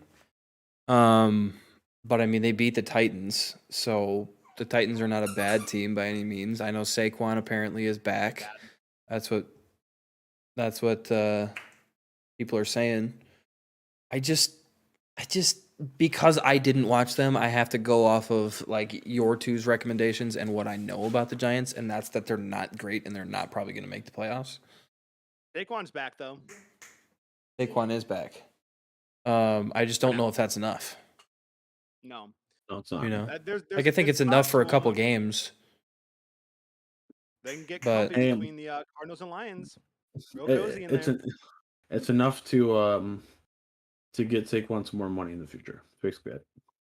Yeah, it's enough to keep the interest in Saquon alive for sure. Oh yeah. Hey, it's enough to keep him on your fantasy team. Oh yeah. The New York Football Jets. How do you throw 59 times and not even get above 40? Like Sell the actual team. receptions? Sell the team. Like, Joe Flacco is a 2-pack of ass. 37 passes. Joe Flacco. Completions. Of ass, dude. It's a 2-pack of ass, dog. Dude, how do you throw the ball 59 times, only complete it 37 times, but only have 309 yards with 1 touchdown? Being delusional, Brandon. How do none of your receivers have over 100 yards, bro? Dude, you're talking about the Packers too. Lock them just lock them in the basement. Below, above Patriots. Whoa. I hate to say that, I guess. Whoa. I don't know. No, put them below. Fuck them. Joe Flacco needs to fucking leave the league. I can't stand his mediocrity anymore. Get him out of here. Is Joe Flacco elite? That was a debate for a while. Yeah, it really was. It was fucking delusional for multiple years. By ESPN. For multiple years. ESPN, dog. Yeah. Craziness. And Eagles. Then they went from Joe Flacco being elite to his Matt Stafford elite, and Eagles is a interesting choice. I don't think they looked awful by any means. I think that was a strong week 1 showing. It's just I think their defense is a liability. Defense, yeah, but so is Lions defense. So that game was just a good offensive slugfest. So again, this is not going to be a playoff team, in my opinion. Now, if you were to come back to me next year, I'd say yeah, probably. But if all of your running backs and your quarterback gets a touchdown, that speaks volumes to your offensive line. And hey, if you're able to do that, Jalen Hurts is only going to get better. I think that, he didn't have any touchdown passes, but still didn't look incompetent out there. AJ Brown balled his ass off. I think this is a team that's built for the future, not necessarily for the present. I would slot them right in between, once again, to the right of the Cardinals and Lions. Jeez, Jake. You're just over and over and over again to the right of the Cardinals. They're a magnet. The Cardinals are a magnet, man. Their team color is red, and I am a bull. I'm gonna see that red and just come charging at it. Unbelievable. Ridiculous. Oh, yeah. Okay, so I have the Steelers with Mitch Trubisky. This is a really tough one. It's tough. They I have say there's 2 teams that are gonna make it in this fucking wild card spot that are definitely gonna drop it after next week. I just don't want to say that. Yeah, and I think the Steelers are one of them because I'm gonna put the Steelers in the wild card spot. Because, and the fucked up part is I have to put TJ getting hurt does suck, but the fact that it's probably not a torn pec makes it better. TJ getting hurt. Najee getting hurt too sucks. Najee getting hurt too. Yeah, it does suck. But I think they have. I think they have a good guy behind him. At least a workable guy behind him. I know Mitch can run if he needs to. I know he's got a good arm on the run too. And the worst part is I have to put him over the Bengals because they beat them. I have to put them there. So that's where we're at. Seahawks, Bran. I'm in the same situation. I put them in the low wild card. I know they beat the Broncos, but I just in no faith do I have putting them over the Broncos. Where you on them? Like a regular season game. Is Geno the guy? I think, but now my problem is, and I can't blame Joe for this because it's based off stipulations. I want them to put them ahead of the Steelers, but I don't want to put them ahead of the Bengals. We got to put them ahead of the fucking Broncos, though. See, I'm less inclined for this one to put them ahead of the Broncos because it was coaching. It was so close. It was so close. Time management and bad play calling is why that game was so fucked up. I think I put them over the Steelers, because All right. San Fran, Jake. Was not impressed. Truthfully, thought like the Bears were the going into that game the superior team. I'm not so sure that my stance has changed. I don't know if Trey Lance is the guy whatsoever, but I do like Debo. Elijah Mitchell, I don't think will ever be healthy ever again. I've given up on that guy being able to have a productive season. He was hurt immediately. You ask me, Jake, where did we put the 49ers? I'm gonna tell you this, Joe. You put them, right below the Packers. Oh, I agree. Yeah. Oh. And I say I hate to do that because I think the Raiders are better than the 49ers. But stipulations are stipulations, and preference is preference. But preference is preference. You know the vibes. I've got the Buccaneers, and this is a really hard one because I think they're better than what they. I think they showed themselves to be better than what the score showed them to be, or at least how they got their score. Can we get the back in the screen the available teams? Oh, how did this? Because it moved the row down. It moved the row down with the no playoffs. No playoff. Oh, yep, you're right. It did. Oh boy. Now we're doing things that we don't want to be doing. But anywho, I know this isn't based on score. This isn't going to make a whole lot of sense, but I think this is a fringe playoff wild card team. Tom Brady looked good for fucking 100 years old. Chris Godwin looked good, although he did get hurt, which kind of sucks. Mike Evans looks good. Leonard Fournette looks great. I don't know. I like him. I like him. I like him better than the Broncos. Better than these people that I've seen.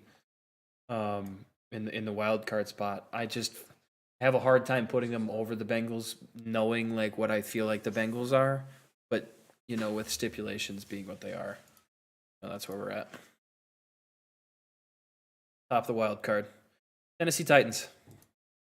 Is there a little bit of red in the New York Giants logo that I see there? Yeah. Huh. Be a damn shame if I put the Titans to the right of the New York Giants. Yeah, that's where they're gonna go. I think so too, man. Yeah, throw them there. Probably should though. Yeah. It's awesome, man. It was my pick, so you said my pick for me, but word. Yeah, you did say his pick. So Brandon, you get the Washington Commanders. Which sucks. I had a whole speech ready. Time to calm.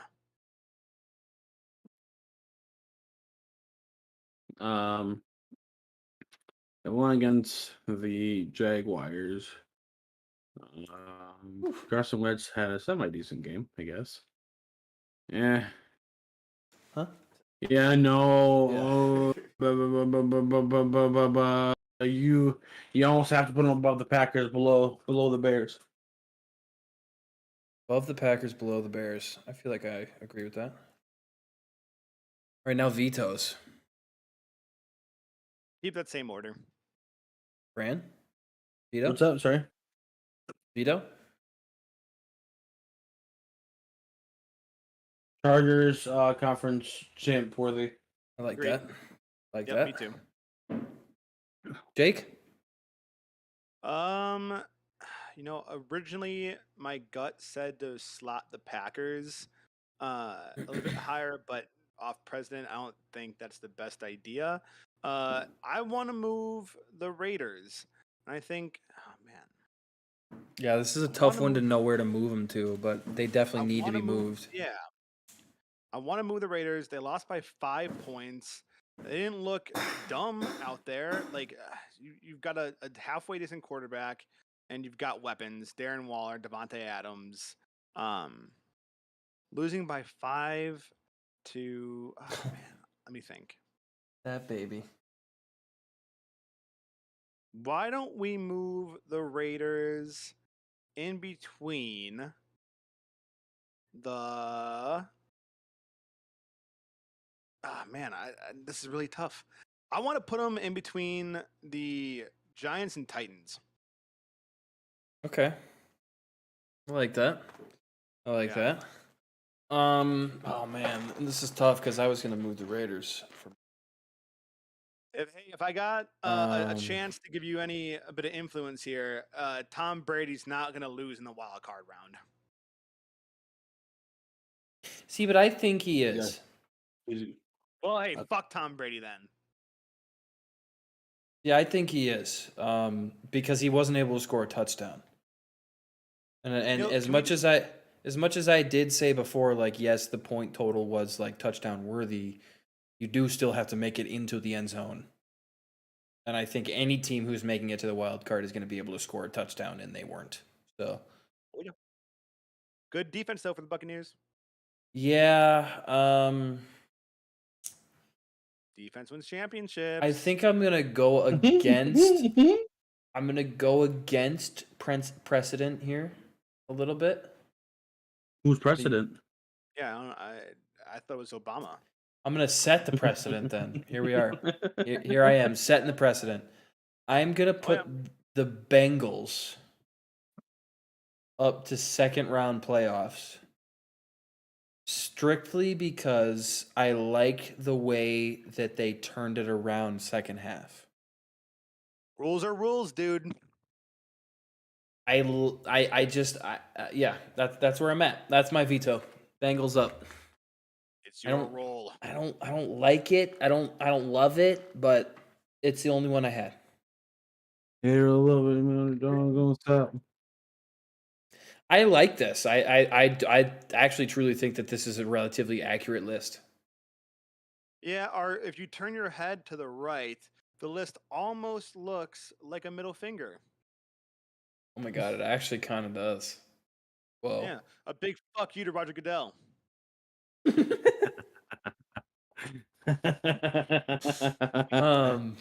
teams.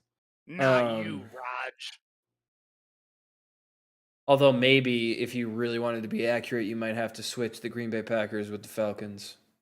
But I would like to think that Roger Goodell invites guests over to his house and they go down to the basement and they sit down at the bar, just a couple of guys hanging out.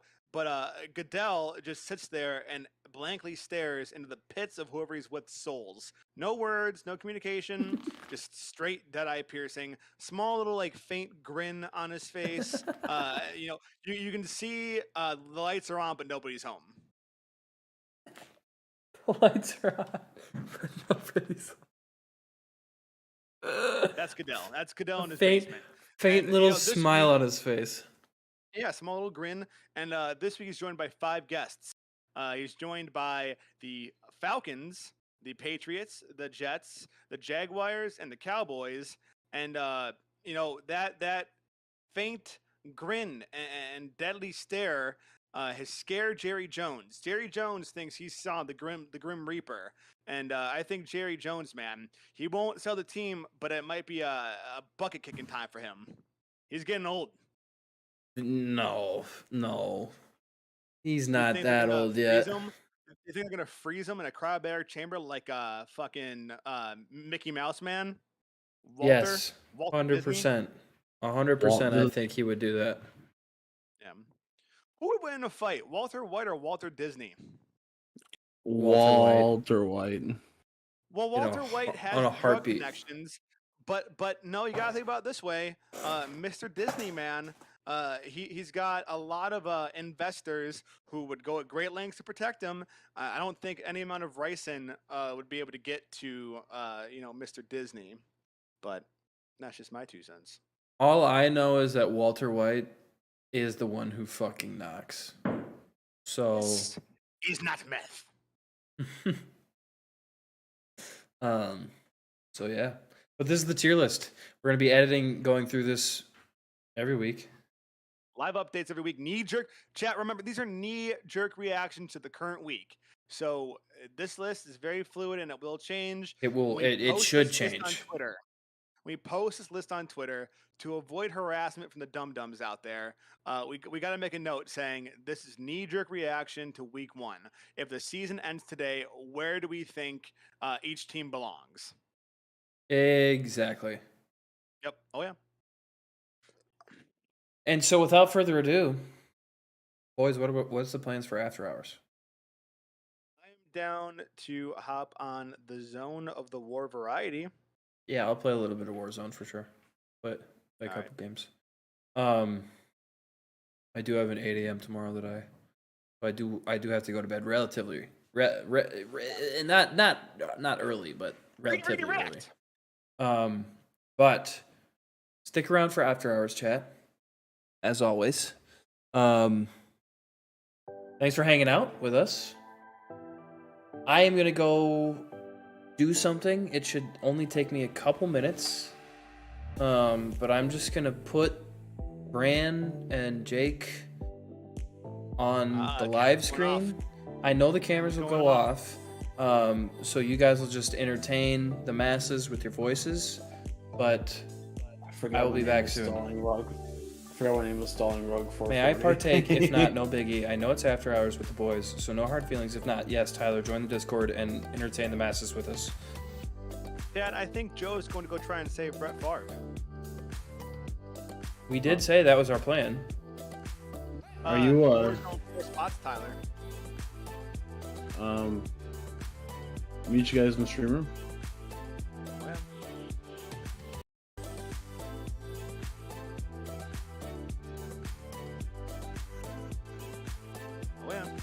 Hello? We're out here. We out here. Yeah, Tyler, wasn't that placement of the Raiders absolutely wild? That had to get vetoed. I was in the middle of a comp game, so I couldn't comment, but I was sitting there literally astounded in the middle, just shitting on kids with the biggest what the fuck face. That was crazy. Yeah, that one was probably the worst.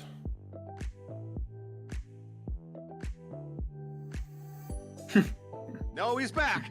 Sorry, my Discord was really fucked up. I don't know what was going on. It was really fucked up. You sure it's not Brandon fucking with you? Yeah, it was definitely me. I have an update. Un minuto. It's really quick. Would anyone like to partake in illegal activities? Yeah. Yeah, but can you wait for me? Yeah. Yeah. Okay. We're gonna start funneling welfare money. Yo, on a real note, can we volunteer at a nursing home and steal old people's shit when they don't know, and then sell it? That's actually really fucked up. But yeah, I'm done. Easy money. What are they doing for? Man, that's what I'm saying. All right, chat. You're just gonna bury it? Back. That's crazy. I'll be right back. Enjoy the craziness with the boys. Tyler, were you in for the old Brett Favre talk? I was not. Very funny segment. I'll go back and watch it. We decided that we're going to set up a GoFundMe for Brett Favre, and we're going to visit him. We're going to visit him in jail, and but we've decided that we're not going to let him have access to a cell phone, but instead we'll give him one iPod Touch that does not connect to Wi-Fi. He can have music, but Brett, no internet for you. But like somebody else has to put the music on for him. He can't choose music he likes. So he you just can't gets what he even gets. and we also talked about having parental controls on it too.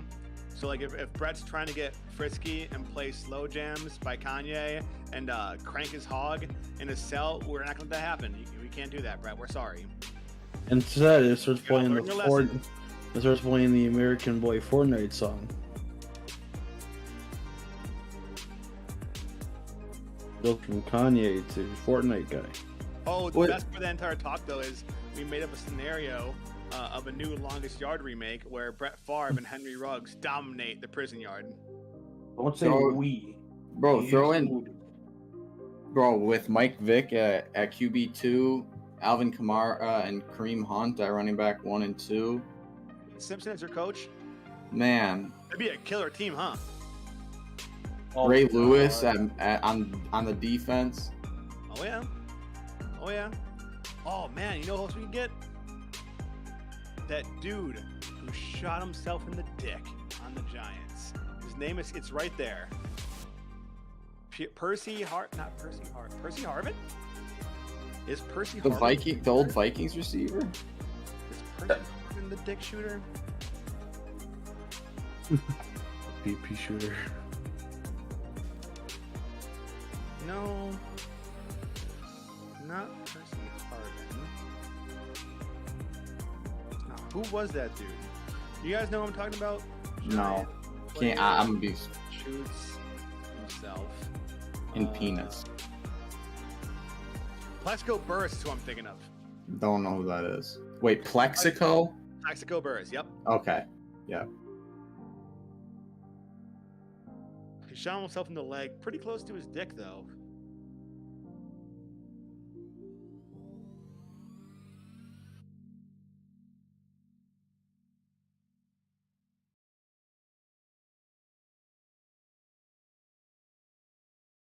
Tyler.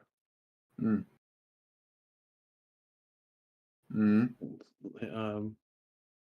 Look at the Discord chat. I like the stream room. Huh? Oh. Okay, I'm gonna open the. Oh. Joe, look at this. Which one? No. God. We're all stalling rug now. Yeah. I am the rug.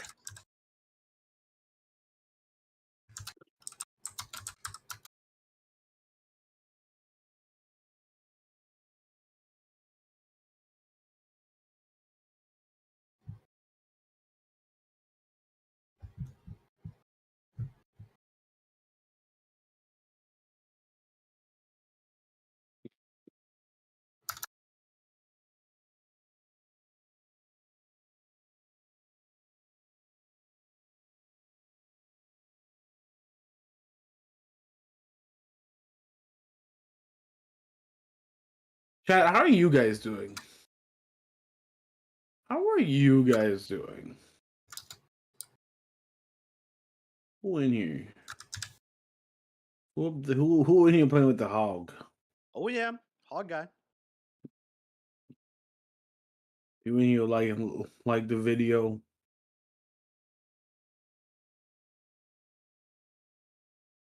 Be a friend, tell a friend.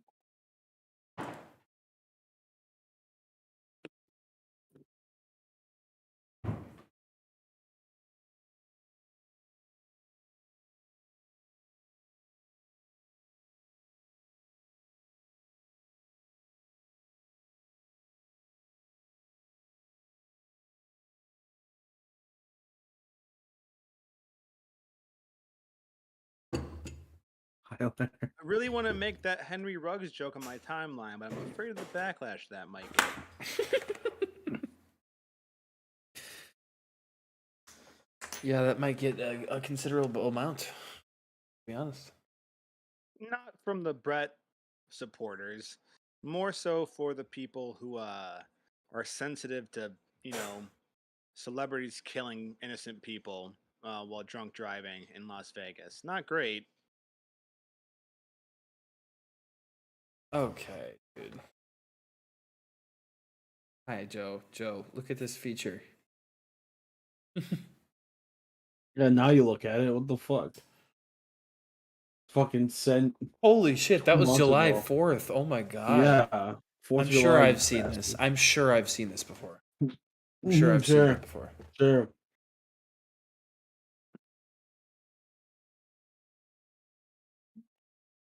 Sure I have. All right, I'm loading up Warzone.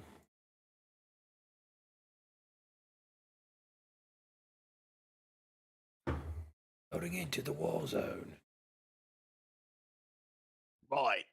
Loading in into the war zone. I'm loading into the war zone. We're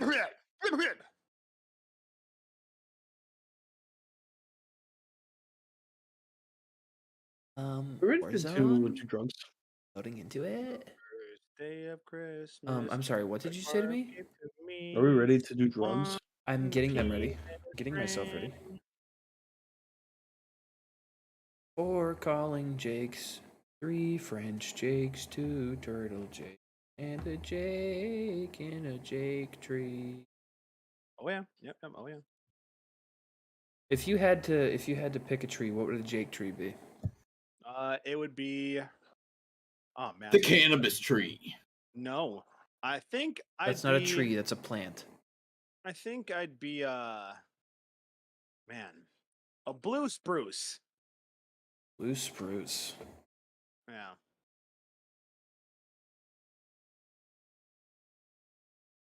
Interesting. Tyler, how's the teacher life? Not too bad. I think I broke my foot yesterday playing basketball with the kids, though. Hey, that's pretty cool. You'd sue their parents. When I broke it in high school, so that's fun. Yeah, you love that, dude. What But the actual teaching aspect of it, been pretty good. can I ask why you were playing basketball with kids? Yeah, I have recess duty for the next 2 weeks, so I'm at recess for the first 15 minutes. And there's one hoop. What's regulation size hoop? A foot smaller than that. A 10 foot and a smaller than half. that. So it's a foot shorter than that, so I can dunk on it. A tree fitty. And I dunked on it, and there was I a don't kid think it has below me, anything so to do I with 350. landed funny. Was the kid's named James? No, it was DeCali, actually. Are you sure he wasn't crying? And are you sure his name wasn't James? Because if James was crying, it's because he just got dunked on. Why is James crying? Because he just got dunked on. Froggy Fresh. 2012.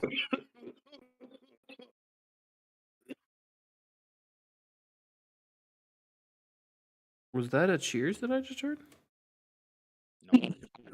No. Cheers. Yes or no? Yes. Cheers. Yes. Okay. Cheers, cheers, cheers, cheers. Oh. Ricochet anti-cheat.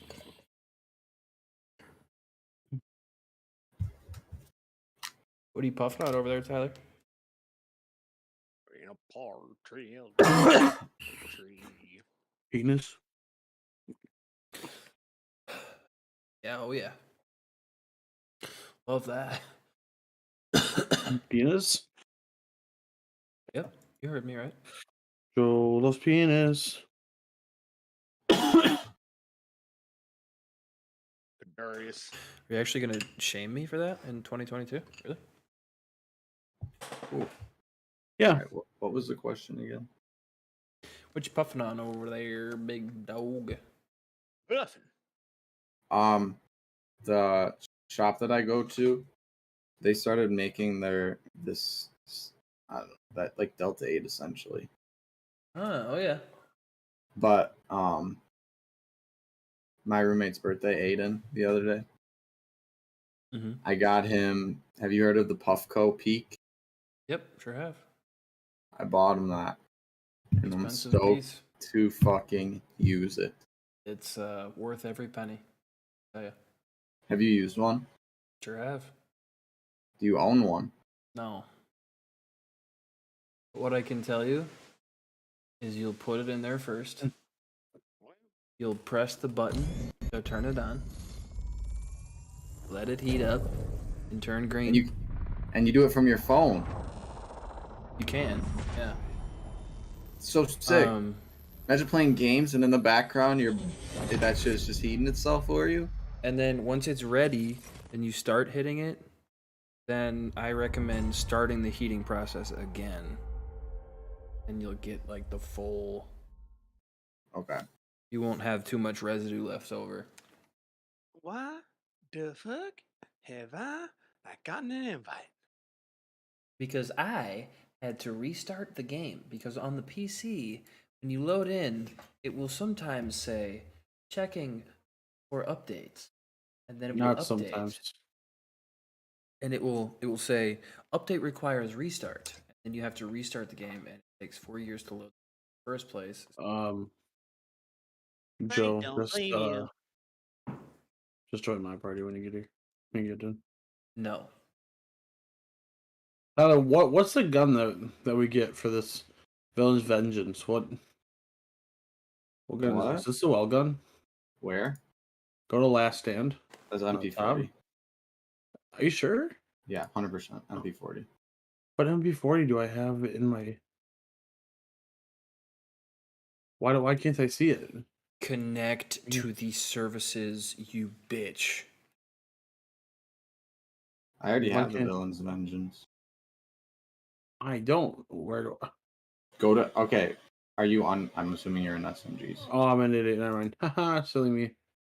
I forgot. You want to get MP40 class? The Villain's Vengeance good? I don't know what's on it. I'll just read you this: recoil booster muzzle, Yep. Krosnick 317, Okay. slate reflector, Yep. Krosnick 33 meter folding, Yep.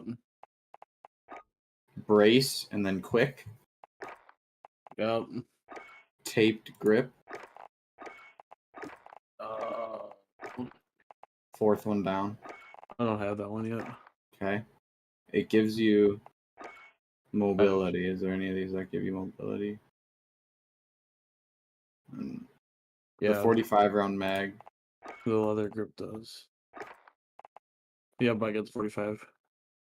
Okay. Lengthened. I don't have that. I have hollow point.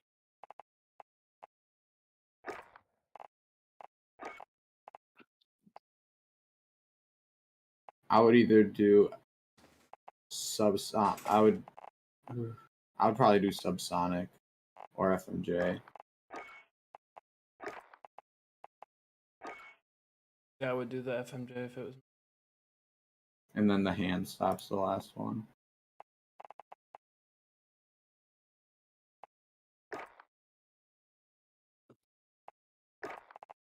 We get zoning in the wars.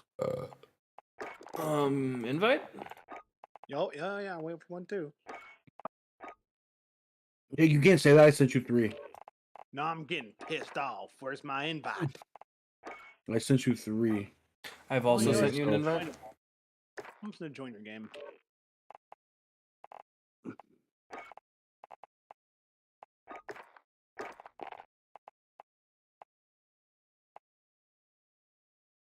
I'm here, and I'm ready to play.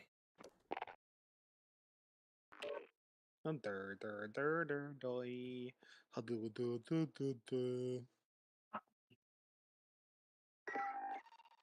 Ha-do-do-do-do-do. Day of Christmas, my true love gave to me one M16.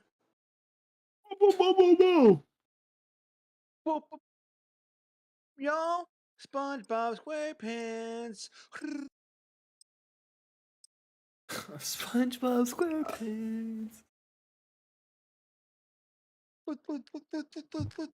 y'all.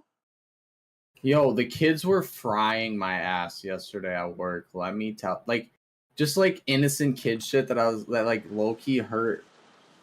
Ah, Dude. bitch, you don't even know how to tie your own shoes. So I was wearing surprised. Velcros.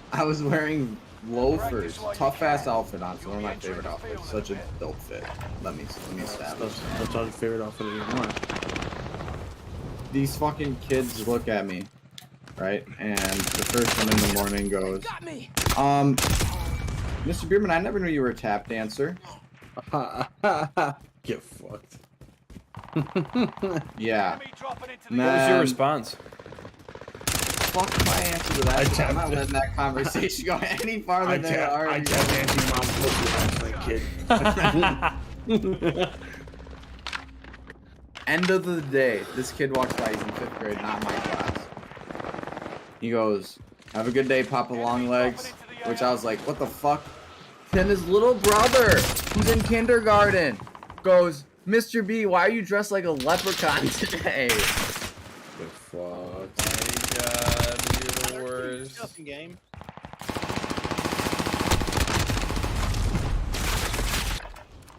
Yeah, Tyler. Tyler. Tyler. Better? Yep. Oh, yeah. Tyler. Joe, Enemy dropping button into this the thing up AO. the crate and smash him. Practice is over. The real fight begins now. Getting rumble and roast pilled. You don't. Where's the octagon? Has anyone updated to iOS 16 yet? Yeah. How do we feel about it? I like it. I don't know how I feel about the home screen notification dealio down at the bottom. Nah, but they give you a lot more range what to do with your do not disturb. That's great. Yeah. Also, I like what the lock screen looks like when you're playing music. Resurgence. Yeah. The gas I like is the fact you can in change the position. font of the Suggest you Where are we start going? running. scav IMO. Live. Is that and your underneath? KIA teammates will No, it's up redeploy. Any I think it's point-worthy underneath. action Yeah, definitely returns underneath. the combat You're actually the worst. Correct. This I way. got it.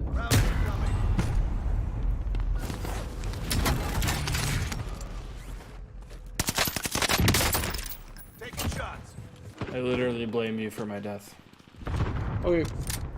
Okay. You're back in the action.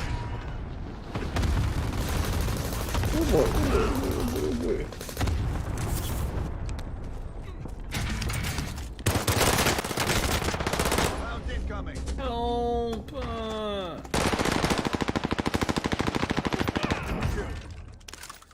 Hey. We've spotted an enemy radar jammer in your area. Requesting recon on my Your senses position. 2 sharp. kills early on. Let's see that. Tracking your location. UAV beginning flyover. Next objective updated. Enemy UAV active. Oh, they're on me. What the fuck? I'm sorry. What? I mean, I guess I know I don't have fucking UAV is health, out of but fuel. Jesus Ready for Christ. resupply. Ride him.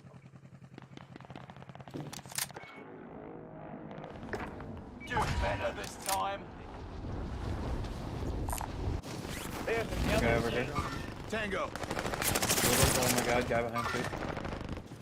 Trying to get over. Enemy UAV active.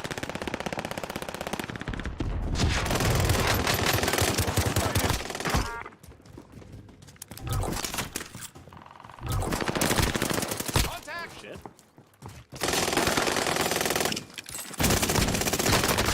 Behind me. Got him. Ain't no fun if the homies can't have none. I'll get Joe. Ain't no fun if the homies can't have none. That's what your fucking sister just said. He landed on his shit. He's cracked.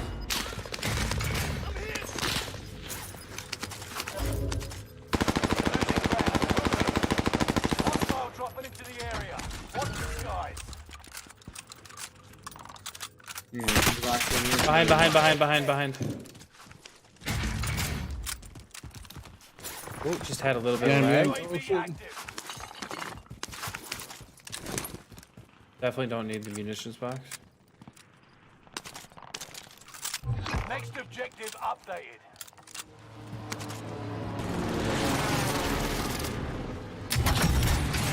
Supply box is found. You crushed it. Go get that armor. Enemy hunters lost your trail. You're safe. Yeah, Brand, do you need armor? Yeah. No way, on me, beating my ass. Right on my death. I had no health in my first fight. Got him. Watch the skies. Landing back on my body. Another guy. I'm sorry, did he just tell me to myself? You escaping?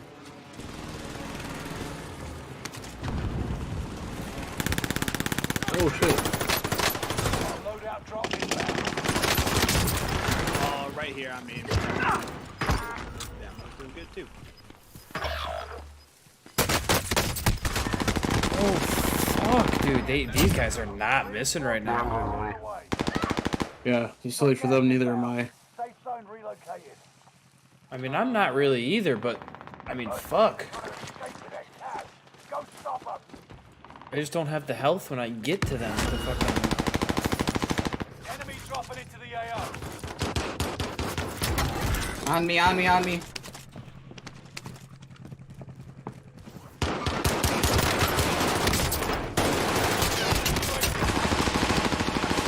Walk it off. They're done.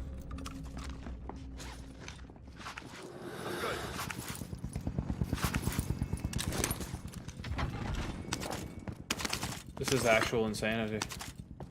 One of your allies is back in the game. Reinforcements. Flagging. People over here on me. Head for target location. Enemy dropping into the AO. Enemy UAV active. Dude's cracked. Enemy cluster Oh, shit. strike. Fuck out of here. Get the fuck out of here. Cluster strike, cluster strike.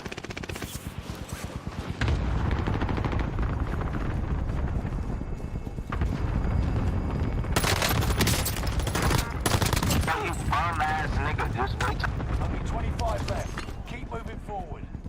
Goes, you bum ass. Just wait till my homie. Oh, on me? Machine gun here. Enemy good, Jake? UAV active. Yeah, I'm good. I'm coming back with you guys. Okay. Well, I'm back. You're losing ground. Move it.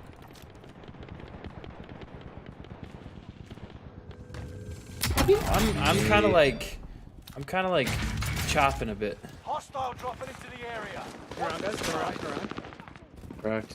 Oh, Joe. Right here. Got him. Come around, it's right behind us, right? Yes, there are two guys in there. Under fire. Oh shit, oh shit. I'm not gonna give up though, and if someone wants to come grab me. I can't at the moment. Enemy UAV active. Neither can I. I'm getting picked off by another fucking building. Did I just end it? What the fuck, dude? 5 remain. Can we try a different host? I was. I just got th- fucking quickscope from 8 years away. Holy shit. this is just the second time in a row that I've been trying to. That I've been having the choppiness, and I don't know if it's a host thing or if it's me. Should I back out? No, Yeah. nope. Okay. What do you mean no? Yeah, you still trying different hosts. Yeah, but it said I was the host, and I joined off of you. I joined your game, so there's no way I was the host.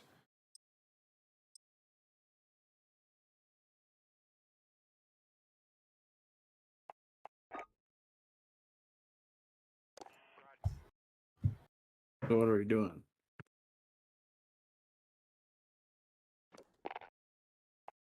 I just got kicked. Nah, bastards. Just got kicked.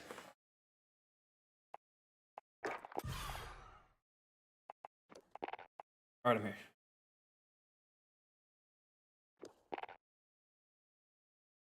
Still no beach. I'm here, and you know what they say. Ready to get a I W. drop John Deere tractors. W. W Black Bush. I probably will only play like 2 more though. I agree.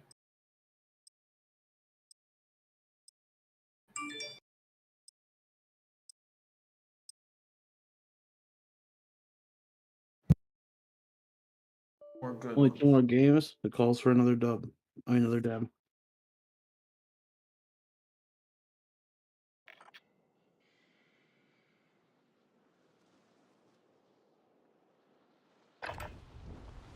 Practice while you can. You'll be entering the field in a bit.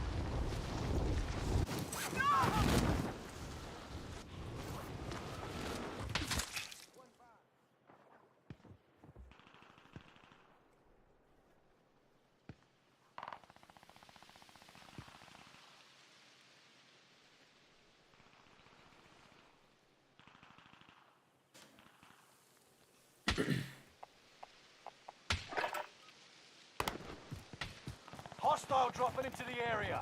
Watch the skies.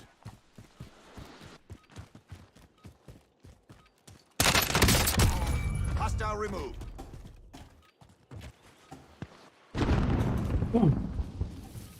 I just laid inside of a grave. That was weird. I'm in a mausoleum. I'm like Fallout Boy.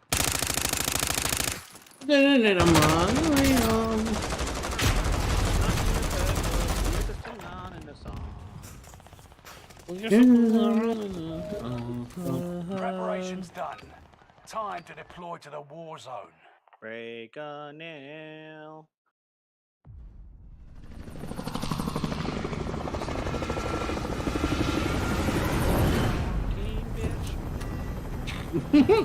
Bitch.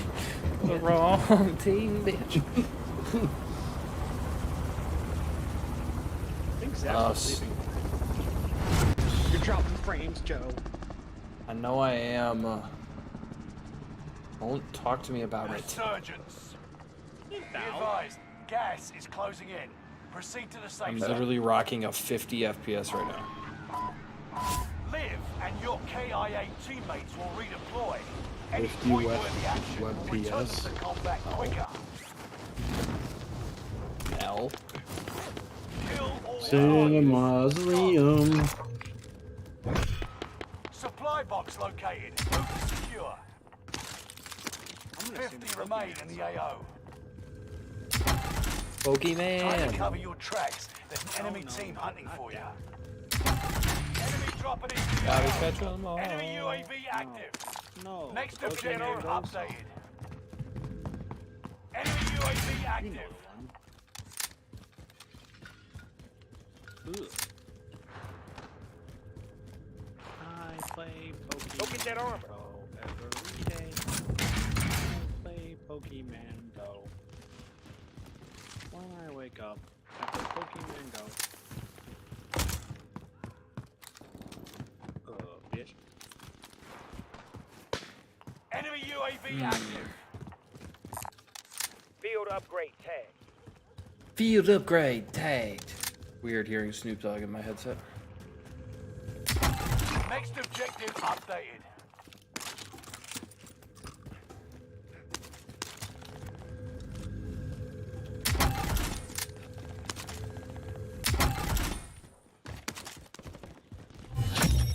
All supply boxes found. Got a submachine gun here.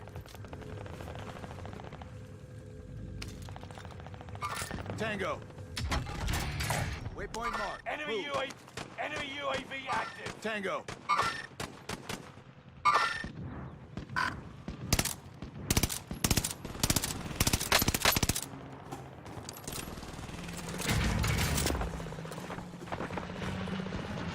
Oh shit. Enemy UAV active. That's a sniper. Oh shit. Motherfucker. Oh, there's a guy right over here.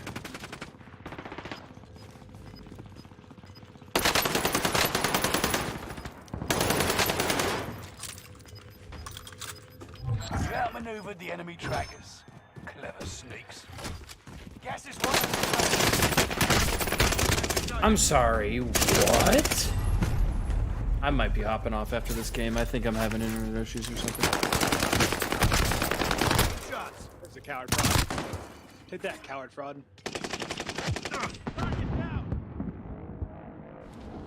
You aren't done yet.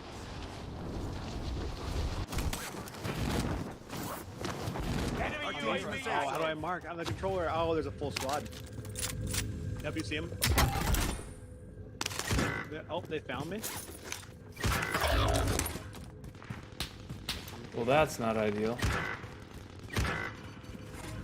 Enemy UAV active. Engage If you and go shoot. down now, the operation is over. Watch your six. Sitting in a mausoleum. Squad member is redeployed. Enemy UAV active. Reinforcements are on the way. I'm running to my I gotta catch 'em all. Squad member is redeploying. You've got a loadout drop inbound. They're on me. They're after me, Lucky Charms.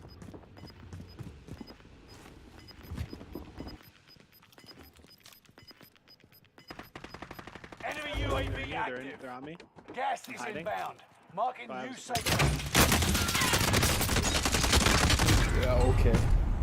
I like that he can shoot me through that glass, but I can't shoot him through the glass. Explain how that works. I have no guns. I have no guns. I'm playing like shit this game.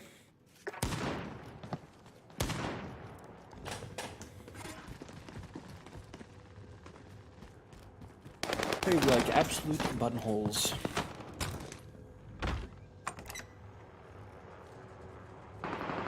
Oh shit. Here we go again.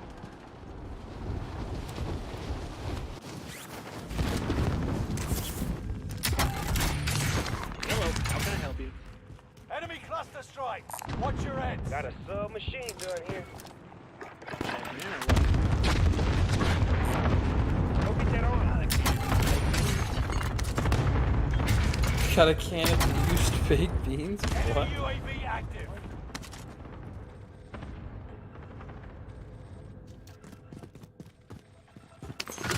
Supply box marked. Oh, getting Secure tired. goods. Is anyone not using sniper ammo? I have none. Yeah. Oh, I'm just a Enemy war UAV active.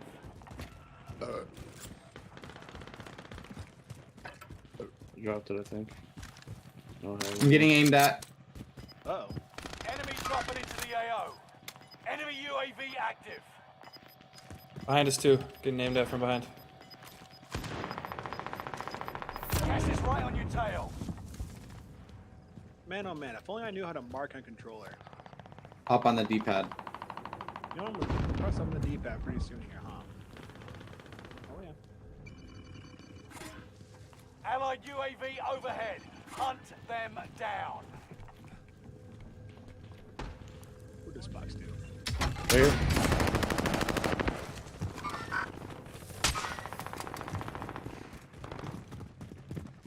Behind me? I'm getting aimed at from behind. Enemy UAV active.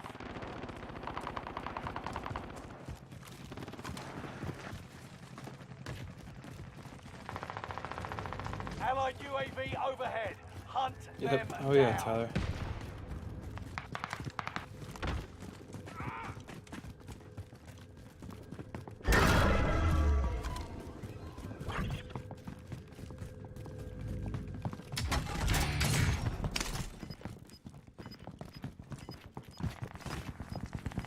Enemy UAV active.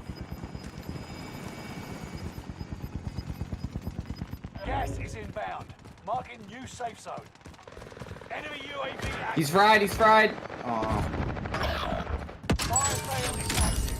Fuck were they? Station costs are adjusted. Just sitting there Hostile on the dropping corner. into the area. Damn it. Watch the skies.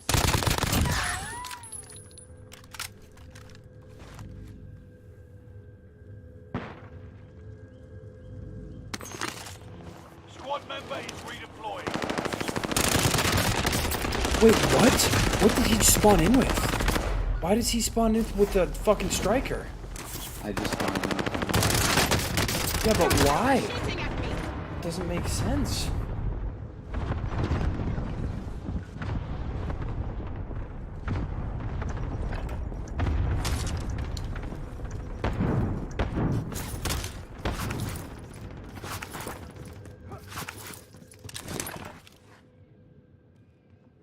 I'm up to 100 latency right now. Jesus. Enemy dropping into the AO. You're redeploying. Make it mean something.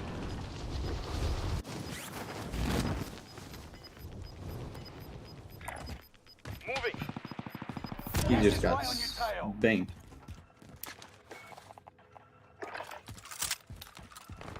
Hey, bro, how many they see me? They see me? Grab me. Oh, they're after me like a charms. I'm dead. For after me, luggage. 25 are left. Keep your No eyes fucking peeled. shot. Oh, I got war zoned. I can't even see him. I truly can't even see him. Boys. That's it for me. Yeah, I'm heading her. Alright, failures. I can't do the. I'm chopping all over the place. Fucking. Good night, gentlemen. I appreciate you having me. Of course. Oh, yeah. Night, Sorry, it was only 2 games. No problem. Catch y'all later. Of course. Brand, what do? I'm probably gonna play Minecraft, honestly. Minecraft. I am gonna be right back to any. I haven't heard from Zach all day. He was up to like 6 in the morning. I haven't heard from him at all. Hibernation status. Good Darius. Well, I'm gonna mute myself. I'll be right back, boys. Alright, y'all. That's gonna be it for us today. I have class tomorrow. I'm taking care of a pup tomorrow. We've got people coming over tomorrow, Bree's family, so I don't know if there's gonna be a stream tomorrow. I know I said on my schedule that there would be, but we may push it back until Friday, just depending on how things go. I'm taking Xena to the vet tomorrow. So I will let you all know how that goes. But until next time, thank you so much for hanging out with me today and the boys today. Appreciate you. For those of you who haven't already, make sure you sub to the channel, join the Discord, and fucking follow me on Twitter. But until next time, seriously, we love you. Catch you in the next one, and as always, stay fucking lit. Y'all have a wonderful, wonderful rest of the night. Get some sleep. Love you. Stay lit, y'all.